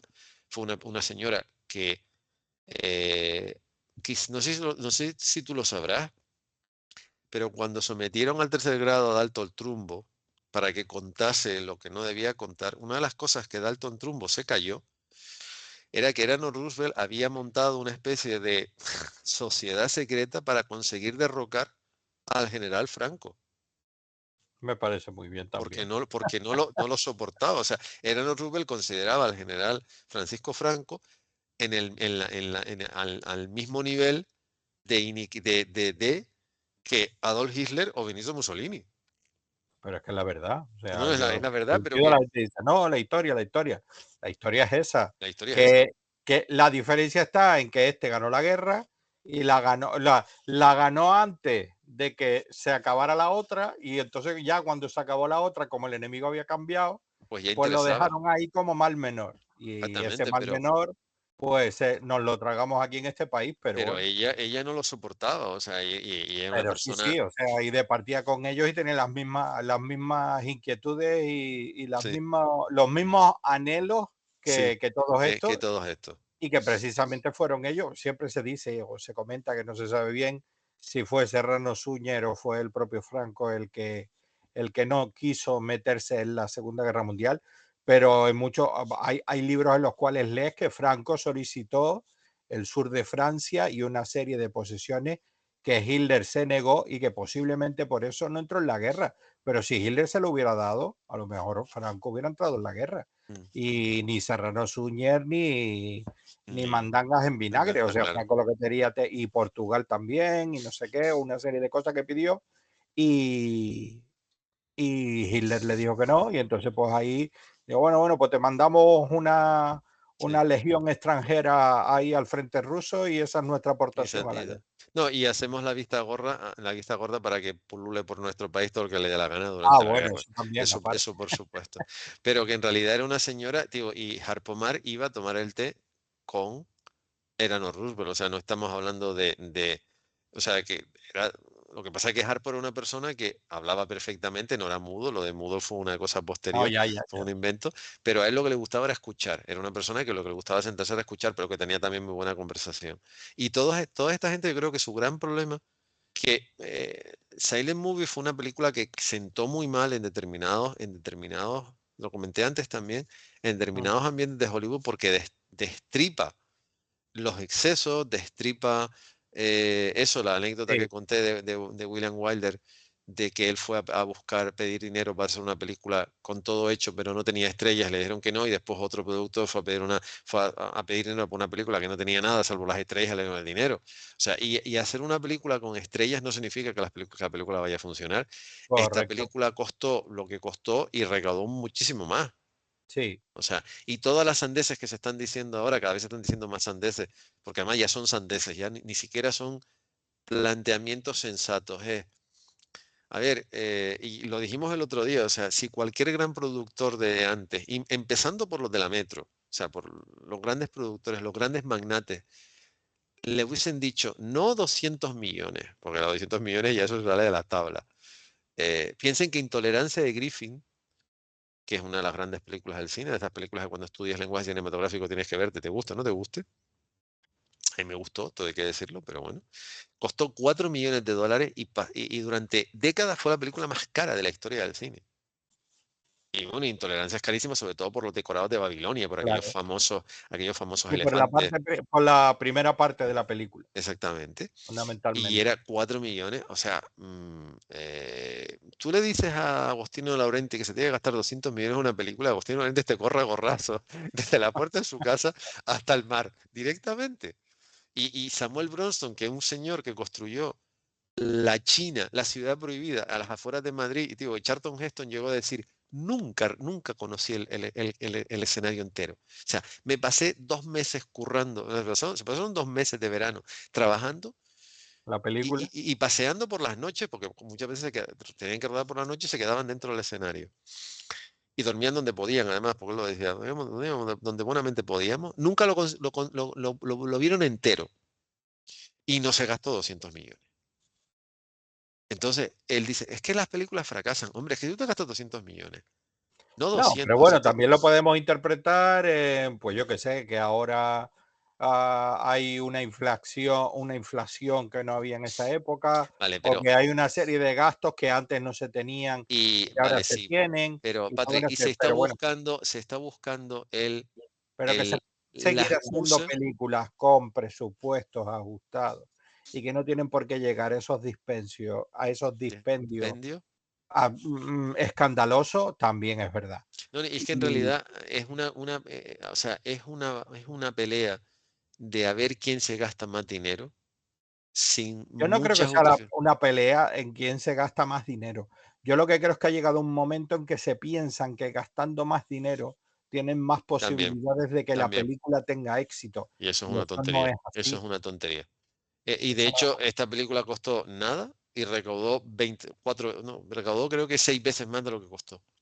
Fíjate tú que una de las cosas que no te he comentado, que a mí esta película, por ejemplo, a mí esta película, aparte de todo lo que hemos comentado y tal, es una película que a mí viéndola me daba mucha paz.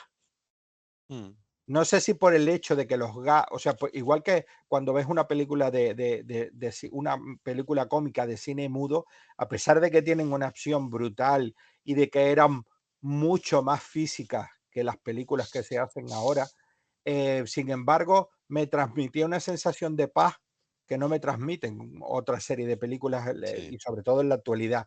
Y esta además tenía la ventaja de que tú estabas en el cine y a mí yo lo recuerdo eso con mucha, no sé, con un cierto aprecio hacia eso que pude comprobar, que tú muchas veces y tal en las películas de humor y estas, las comedias clásicas y tal, que en las cuales hay muchísimo ruido, aparte de los gags y pues también hay, como se dice, hay bromas habladas, hay bromas físicas, hay bromas de todo tipo. Sin embargo, en esta película se sucedían las bromas, mudos, los diálogos mudos, porque ya salían las letras, y se sucedían toda una serie de líneas argumentales y de repente había gente que se reía y había gente que no. Y luego había otro en el cual había una gente que antes no se había reído, se reía. Y tú veías cómo, ¿sabes? O sea, dentro de la película había diferentes formas de hacer humor que no todo el humor tiene que ser unímodo, ¿sabes lo que te digo? O sea, no tiene por qué el humor ser una cosa unilateral que a todos nos hace gracia. Y paradójicamente, aquellos gags más gruesos eran los que concitaban una risa más general y sin embargo aquellos que podían ser un poquito lo del esto, ¿no? Aquí hacemos humor inteligente, ¿no? Esto de que hubo una época en que estaba como muy de moda. O sea, todo el humor es inteligente. O sea, Sí. el humor tira de una serie de mecanismos cerebrales que dependen exclusivamente de la inteligencia del ser humano. O Mm, sea, no tienen sentido del humor ninguna otra especie que la nuestra. Y eso lo ves, pero hay cosas que a unos nos hacen más gracia que a otros sí. y hay otras cosas que le hacen más gracia, incluso culturalmente. O sea, todos sabemos que culturalmente hay cosas que nos hacen gracia a nosotros que en Japón, en China o en Arabia o en los países árabes no harían ningún tipo de gracia. Exactamente. Incluso hay cosas que nos hacen gracia en España que no harían gracia en Alemania o O en en Finlandia. Inglaterra o en Finlandia, ¿sabes? Y ese sentido del humor, eso lo veías con La última locura de Mel Brooks, ¿no? El hecho de que fuera muda, aunque tuviera sus efectos de sonido y música y la famosa frase de Marcel Marceau, te permitía escuchar a la gente riéndose en el cine. Cuando vas a una película sonora, cómica, la No, gente se no, ríe no se y oye. esa risa, a la vez que se está escuchando la película, no eres capaz de detectar los focos de esa risa, ¿sabes?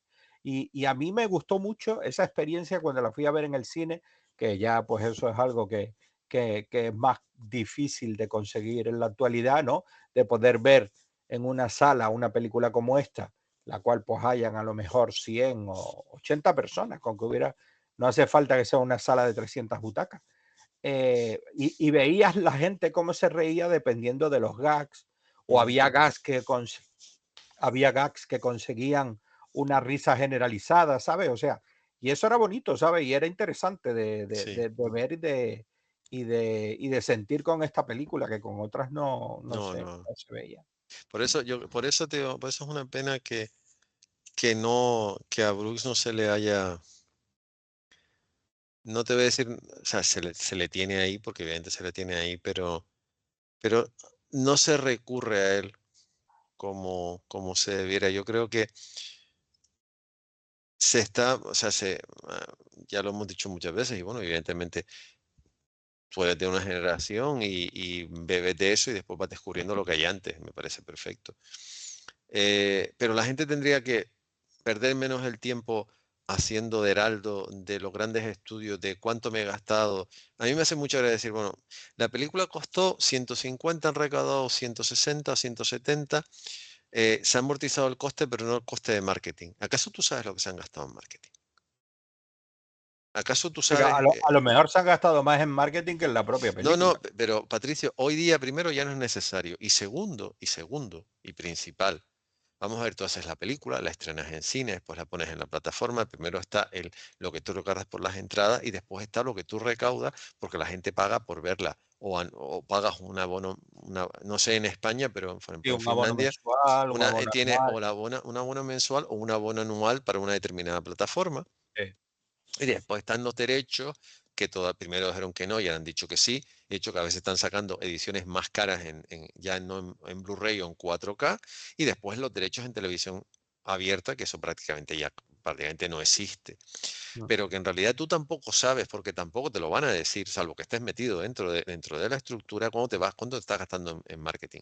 Pero a ver, hoy día con las redes sociales y con los esquemas que hay, ya te gastas mucho menos que te gastabas antes. O sea, perdonen por ponerme así, pero como me pasé unos cuantos años en una facultad para tener algún que otro conocimiento, vamos a ver, si muchas películas hubiesen tenido la posibilidad de promocionarse como se promocionaron las cosas, antes, antes tenías eso, antes poner un anuncio en un periódico de tirada nacional te costaba 6.000 euros.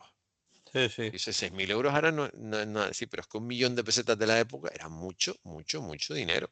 No, no, y había periódicos en los cuales poner una página era 1 millón, 1,5 millones, Sí, sí, 2 millones de me acuerdo que pesetas, que son seis cierto, mil o 12.000 euros o 15.000 euros totalmente. ahora. Al Sería a lo principio lo mejor. más caro era 1.000.000 de pesetas por sacar Sí, un anuncio un viernes que era el día del estreno. Y eso era un correcto. disparate, porque eso era un disparate. Mm. O sea, porque las películas recaudaban lo que recaudaban. Sí, pero Entonces, también sabías antes que ese anuncio que hombre, sí, salía en ese periódico lo iba a ver todo el lo iba mundo. a ver todo el mundo, igual que cuando empezaron a poner lo mismo los anuncios en las paradas de marquesina. Ahora que son pantallas, imagínate, puedes hacer Sí. virguería y no, ya no tienes el coste de impresión, ya no tienes el coste de distribución, ya No, no no, tienes un incluso montón. en las pantallas en las cuales a la vez durante a lo mejor 15 minutos se están repitiendo 10 anuncios, pues evidentemente te sale mucho más barato poner un anuncio en esa marquesina, en esa pantalla, Claro. que Que un antes que anuncio tenía fijo un en una fijo que tenías marquesina. que cambiarlos, Sí, contratarlos, imprimirlos, mandar a quien lo pusiera, quien lo claro. quitara. O sea, los costes son Ahora así. nada, ahora Pero eso es mucho en más. vez de estar haciendo de eso, en vez de estar haciendo, en vez de el de Heraldo de Galactus, por aquello de ser friki, de grandes estudios que, como tú comprenderás, ya tienen su esquema, ya tienen su departamento de promoción y lo hacen normalmente bastante bien. Me gusta o no me gusta reconocerlo con algunos estudios, los cuales no entran dentro de mi lista de felicitaciones navideñas.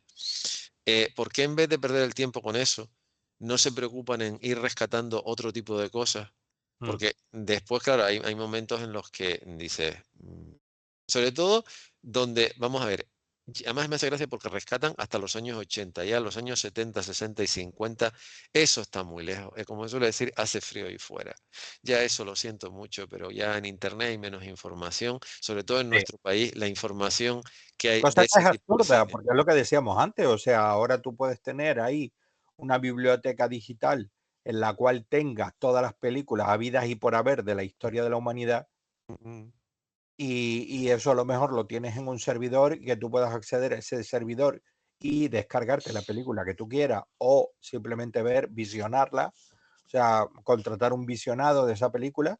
Y sin embargo, no, o sea, estás metido en plataformas en las cuales te dicen, no, esta película la tenemos, pero no está disponible porque en tu zona no está disponible en la otra zona y tienes que esperar a que esté disponible en tu zona.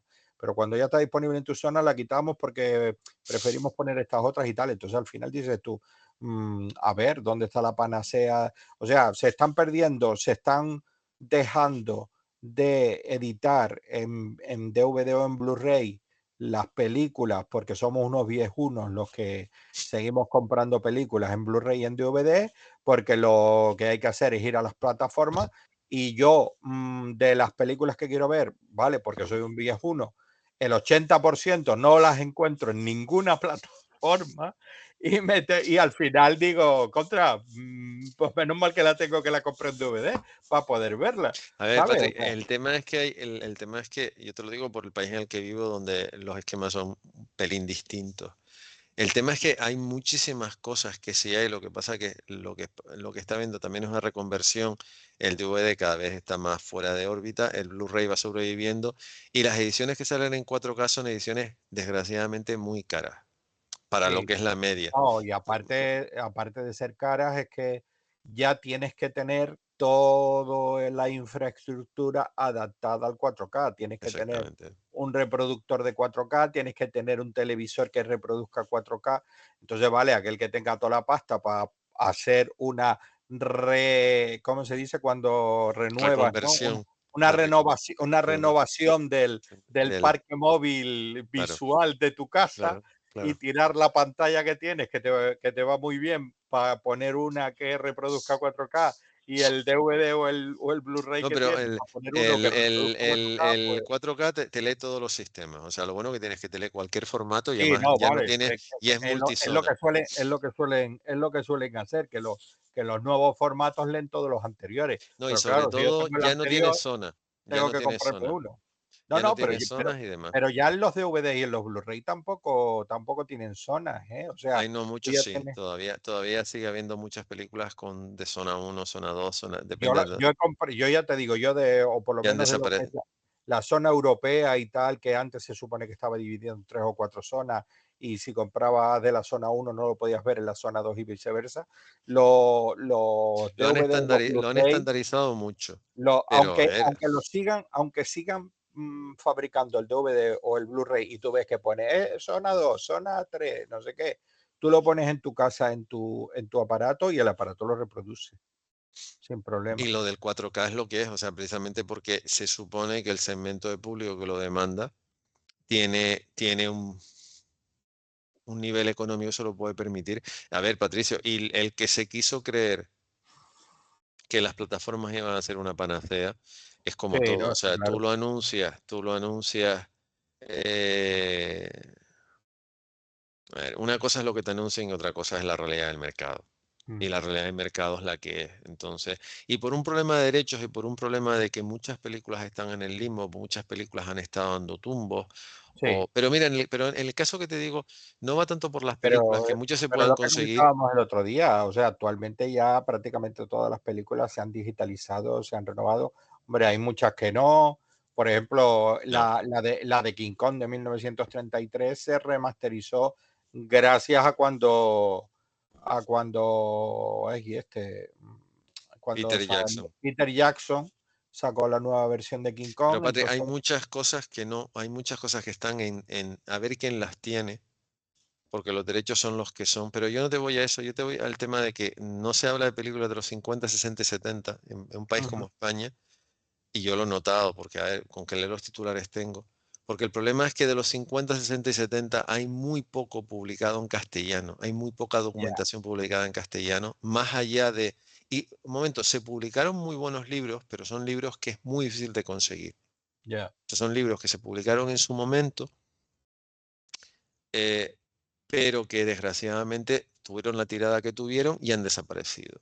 O ujú, tienes que buscarlos y no sé qué y no sé cuánto. Entonces, el material está en otro idioma y desgraciadamente el tema de los idiomas, incomprensiblemente para las nuevas generaciones en nuestro país, sigue siendo un hándicap. Entonces, encuentras cosas publicadas de los 80, sobre todo a partir de los 80 sí, porque cuando se empezó a publicar mucho libro y también son libros antiguos, pero más o menos los puedes conseguir y hay muchos artículos, no sé qué, no sé cuánto, pero a los 40, 50, 60, 70, no.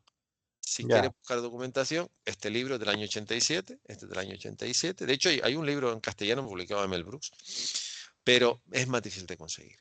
Y además, la otra parte es que el material que pudiera haber está en la basura.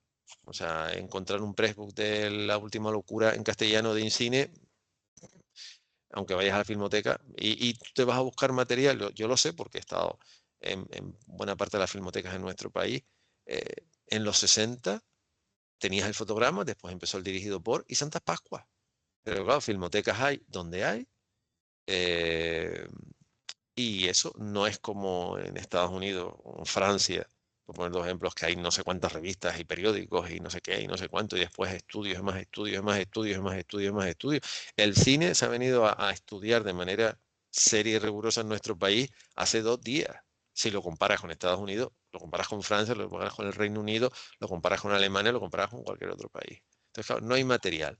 Por lo tanto, claro, estás en el bucle y hay muchas películas que se han quedado en él y que se quedan por eso, porque no hay, y como tienes que ponerte a buscar y está en otros idiomas, y hay, a ver, hay un par de libros publicados del Gallo italiano, pero el resto, como no sepas italiano o inglés, estás muerto, porque en castellano hay un par de libros. Y claro. son sobre directores, no sobre el género. En Italia, bueno, evidentemente el Gallo es italiano, pero anda que no hay artículos en revistas francesas. Pero claro, tienes que manejar esos idiomas.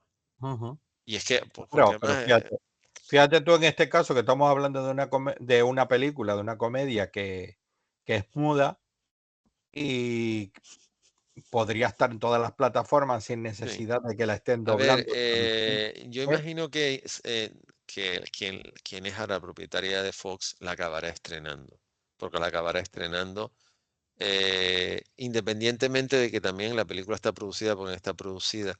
Después también, a ver, no nos engañemos, las plataformas en muchos aspectos han entrado como elefante en la cacharrería, y eso hay gente que le sienta bien y gente que no le sienta tan bien. Y después esto que es una cuestión de... eh, qué es lo que me sale más económico, qué es lo que puedo comprar, qué es lo que...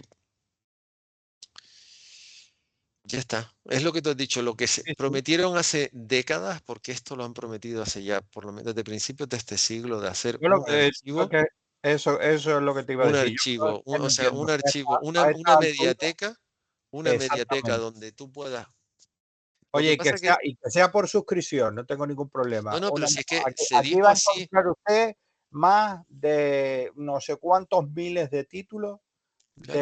de la filmografía y que no solo sea, que no estoy diciendo que solo sea filmografía No, no, estadounidense, no, europea y a tal, nivel de todos sitios, de, millones de títulos, no me de importa. todos Ahí sitios.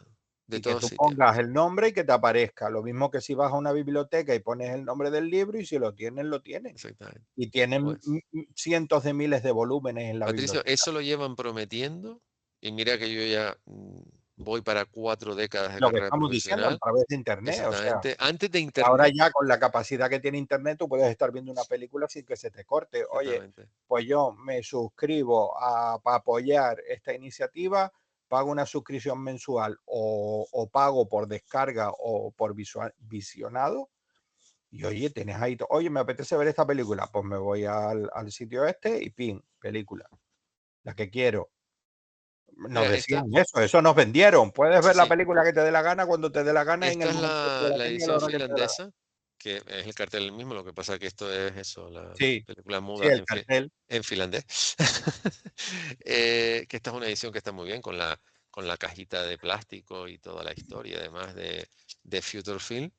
Ujú. Eh, pero es que a veces es tremendamente complicado cuando te pones a buscar cosas, porque hay películas que sí, y después está, a ver, la siguiente parte, que en eso, sobre todo hay un par de empresas británicas que están sacando las ediciones en 4K, que son los extras. O sea, es que entre el libreto que te incluye un libreto de 20, 30, 40, 50, 60 páginas, a veces prácticamente es un libro, Ujú. y después toda la información que tienes, la verdad es que están sacando cosas muy presentables, muy dignas de reseñar en nuestro país también.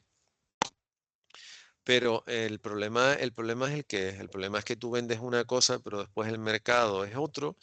Y en realidad es digo, esa mediateca que se iba a hacer de manera física, que era con VHS, primero con VHS y después con DVD, y con internet se presuponía que iban a hacerla Y ahora con formatos digitales, o sea, no te hace falta ni siquiera tener un formato un físico, formato físico. sino una descarga digital.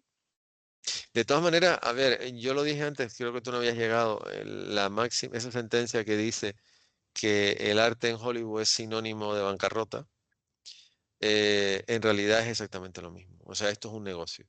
Y como Mm. esto es un negocio, que yo creo que en Pero te el voy a pro- decir una cosa, lo del arte en Hollywood, sinónimo de bancarrota, es algo que está sucediendo en la actualidad, sí, porque hubo una época en que en Hollywood se hacían películas comerciales y eran artísticas, y se mm, hacían películas artísticas que eran comerciales. sí, O sea, siempre y cuando, ahora es cuando se ve el arte como una forma no económicamente recuperable, ¿no? O sea, y tiene grandes obras de arte o grandes películas de los años 80 y que fueron comerciales y viceversa. O sea, hay películas de, ¿sabes?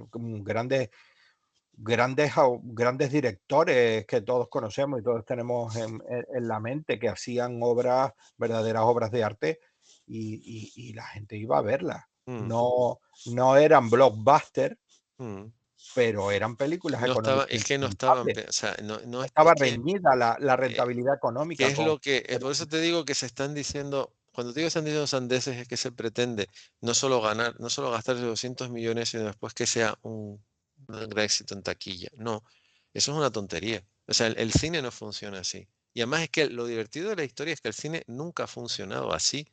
O Claro, sea, el hecho, vamos a ver, hay películas que no han sido, incluso han perdido dinero, pero que tenían una razón de ser. O sea, que y han acabado teniendo su momento y han acabado teniendo su reconocimiento con el paso con el paso del tiempo. O sea, eh, lo que pasa que es eso, a mí lo que me hace gracia es que tú estés haciendo de Heraldo de Galactus sin ser Estela Plateada y sin sacar nada en claro. Porque yo lo dije el otro día y lo seguiré diciendo, los ejecutivos de los grandes estudios se tienen que estar partiendo de risa porque les están haciendo el trabajo. O sí, sea, ellos ya no hacen nada, ellos le dicen a alguien, porque ellos no lo hacen, que redacte una nota de prensa conexa o inconexa y lo empiezan a interpretar y al final, dices, pero bueno, ¿tú te das cuenta de lo que estás diciendo? Porque es que ni te has leído las fuentes originales, ni sabes quién redactó la nota de prensa, ni sabes cuál es el presupuesto real, ni sabes cuánto te has gastado en marketing, ni sabes nada de nada, de nada, de nada, y le estás dando una bola y una pátina de respetabilidad a algo que no lo tiene, y encima alguien está cobrando un sueldo por algo que, por un trabajo que le estás haciendo tú, porque es lo que más, es lo que, digo, como yo he estado en ese mundo, y como tú comprenderás, hacer el trabajo a alguien que está en su despacho cómodamente, que se lo haga él.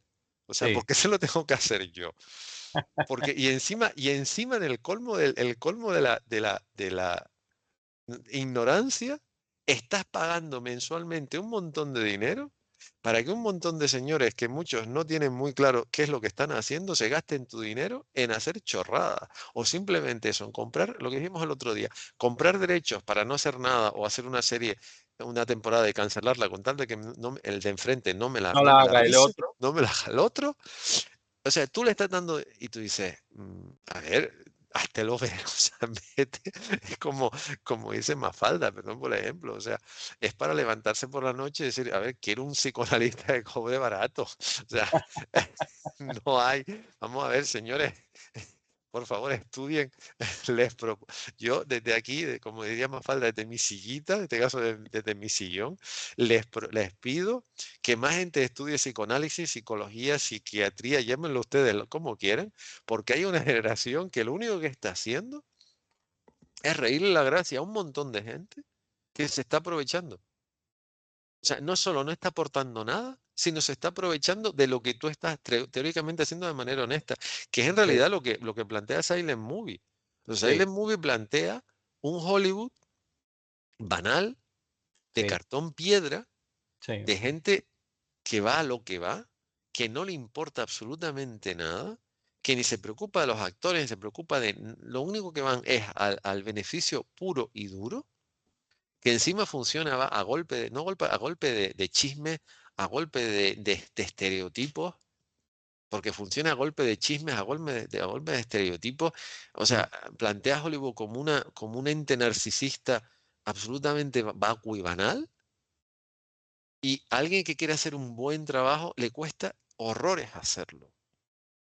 Y eso es lo que en realidad hemos llegado, o sea, la diferencia es que antes no, antes quería ser el idiota, se tenía que preocupar, tenía que pelear, tenía que pagar un disparate de dinero para sacar eso, una portadita en el Variety, un articulito, aunque fuera un articulito así chiquitito en el Variety, que eso te costaba un disparate de dinero, porque además el Variety era lo que era, Mm. y tenías que pelearlo, y si después te vienen a preguntar, mire, usted ha dicho esto aquí, ahora la famosa pelea de la semana pasada entre Elon Musk y Bob Iger, que es el CEO todopoderoso de Disney, que con todos mis respetos en su despacho calladito estaría monísimo, y Elon Musk en el suyo también, se ensarzaron en una pelea absurda que no va a llegar a ningún sitio, y todo el mundo les ha reído la gracia, pero Elon Musk sigue siendo el hombre más rico del mundo y Bob Iger sigue siendo el CEO del estudio más rico del mundo.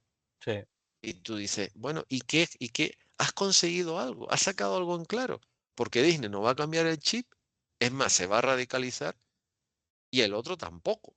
Y dices, no se dan cuenta de de a quién le están dando carta naturaleza. Cuando tú tendrías que defender tus intereses, que son que estás pagando 20, 30, 40 euros mensuales, que al cabo del año son 500 o 600 euros que no te estás gastando en algo tan elemental como comer, Por para que un ejemplo. señor, por ejemplo, para que un señor haga el idiota, porque todavía esta gente, Mel Brooks, él no es en esta película no, pero él ha sido productor de sus películas y Ujú. guionista y se implica y no sé qué y no sé cuánto, pero ahora no.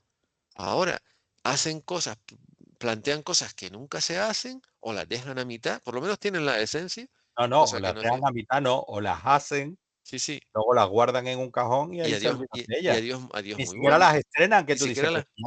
ya la tienes hecha. Sí, sí. ¿Por No, qué no, no la pero, estrenas? sí, No, porque es yo que la he me hecho. tengo que gastar un dinero y tal, En y promocionarla y no sé qué. no tengo seguro que luego lo vaya a recuperar, ni vaya a ganar dinero y tal. Ah, ya está hecha, bueno, pues ya está, ahí la meto No, no, y ya y a me final de olvido de año, ella. Dices tú, Patricio, estamos locos. y a final de año, cuando tenga que pagar mis impuestos, digo, mira, es que este año me ha ido muy mal, y fíjese si me ha ido mal, Hay que he unas hecho pérdidas películas terribles. exactamente y no las he estrenado. A ver, vamos a ver, yo no soy de letras, pero estudié economía. Y sé perfectamente que la mejor forma de justificar, de llorar es decir, mira, me ha ido muy mal y fíjate qué mal me ha ido, que es que no tenía ni, he hecho películas y no podía estrenar porque no tenía presupuesto para hacer las copias, que es mentira, ya no se hacen copias, ahora todo es digital, y, Pobrecitos, ¿eh? y todo Ay, el qué tema pena me de, da. exactamente, y todo el tema de la promoción, que evidentemente ya no es como antes. Hombre, por favor, o sea, a No, mí, no, pero yo creo que en eso es que se ha perdido el respeto a los autores, a los artistas, vamos a llamarlo así, al que, al que y paga la al, y entrada, al espectador, al exactamente. espectador, entonces, Ha a mí, perdido el respeto a los creadores, a los artistas y al espectador. mira, Y entonces ya ahí ya todo lo demás da lo que tú dijiste antes, que, y yo creo que es el mejor resumen, Sailor Moon es una película honesta por lo que te plantea y cómo te lo plantea. Y yo sí, creo que, yo que la volví a ver otra vez hoy, hacía tiempo que no la veía, eh, se ha quedado encapsulada, porque además es algo único en sí, la historia. sí. Y digo, y no solo por el famoso no de Marcel Marceau, que a mí me parece absolutamente impagable, sino porque al final, cuando terminas de verla, estás diciendo, jo, qué bien me lo he Pero, pasado. pero es que es eso, tiene muchos grandes momentos. Sí, Y sí. eso que te digo, y te da mucha paz. O sea, estás viendo una película cómica, que a mí me gustan las películas cómicas estas así muy descerebradas, tipo Richard Pryor o, yo qué sé, o Jim Carrey o Eddie Murphy. O sea, me encantan, ¿no? Esas películas así que no te dejan parar quieto ni un segundo.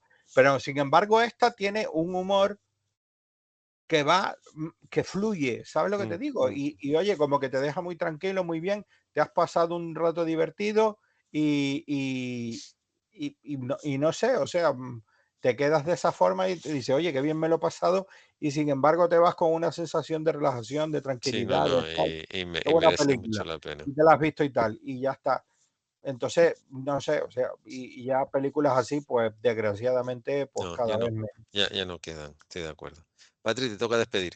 Sí. Ya Ah, me está. toca despedir a mí. Sí, sí, hombre, Pues, empecé pues yo. nada, hemos estado el ratito que me ha tocado, que he podido aquí hablar con Eduardo, el rato que Eduardo habrá hablado, que seguro que lo han disfrutado sobre esta gran película, La última No lo locura de sé. Mel Brooks. Sí, yo estoy seguro que sí. Pues nada, con esta peli despedimos este año y Mira, continuaremos el año que viene. Foto genial para sí, despedir sí, el para año, despedirnos porque es para despedir fantástico. esta locura y para agradecer, pues, a todos aquellos que nos han seguido, que nos han escuchado, que nos han visto, y sobre todo, pues, aquellos que nos apoyan para salir todos los días que salimos a la Fundación Cinemas Cómic, a través de cuyo Facebook, pues, nos pueden ver. También a través del YouTube de la Fundación Cinemas Cómic, luego se puede ver la grabación de este, ¿cómo se dice? Video podcast, no sé cómo llamarlo. Ya No, no, ya estamos ni ya idea. a unas alturas, ¿qué tal? También al Salón Internacional del Cómic y la Ilustración de Tenerife, Santa Cruz Cómic, a la Cátedra Cultural Moebius de la Universidad de La Laguna, la Librería del Maldito con don Gonzalo Santana, y a más gente que seguramente don Eduardo habrá hecho sus agradecimientos al principio de este diálogo.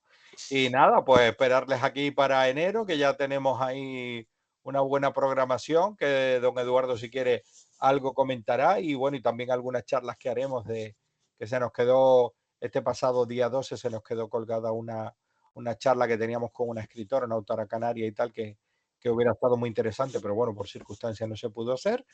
Y yo qué sé, y nada, y que feliz Navidad y prósperos Eso, carnavales, y que no se empachen con el turrón y con las comidas navideñas.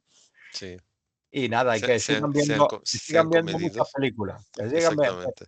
En ver películas no sean comedidos, cuantas No, no. más mejor. Cuantas más mejor. Y si tienen la oportunidad de ver este, rescatar más películas de Mel Brooks, por favor háganlo porque se lo van a pasar muy bien. Y además, lo que dice, se van a divertir en medio de la vorágine navideña y de toda la historia. Y yo por Grandes mi parte, a películas. ver, ya lo dije antes, gracias a quien nos ha dado soporte, gracias a Gonzalo y gracias a ti por 3 años después seguir aquí al... Seguimos. Sí, Y ahora vamos a por el cuarto. vamos a por el cuarto. Eso. Ya Oye, está. pues nada, Venga, buenas buenas noches noches y y hasta a el año que viene. descansar. Hasta el año que viene. Nos vemos el año que viene, ¿eh? Eso, De eso. verdad. Nos vemos el año que viene. Adiós.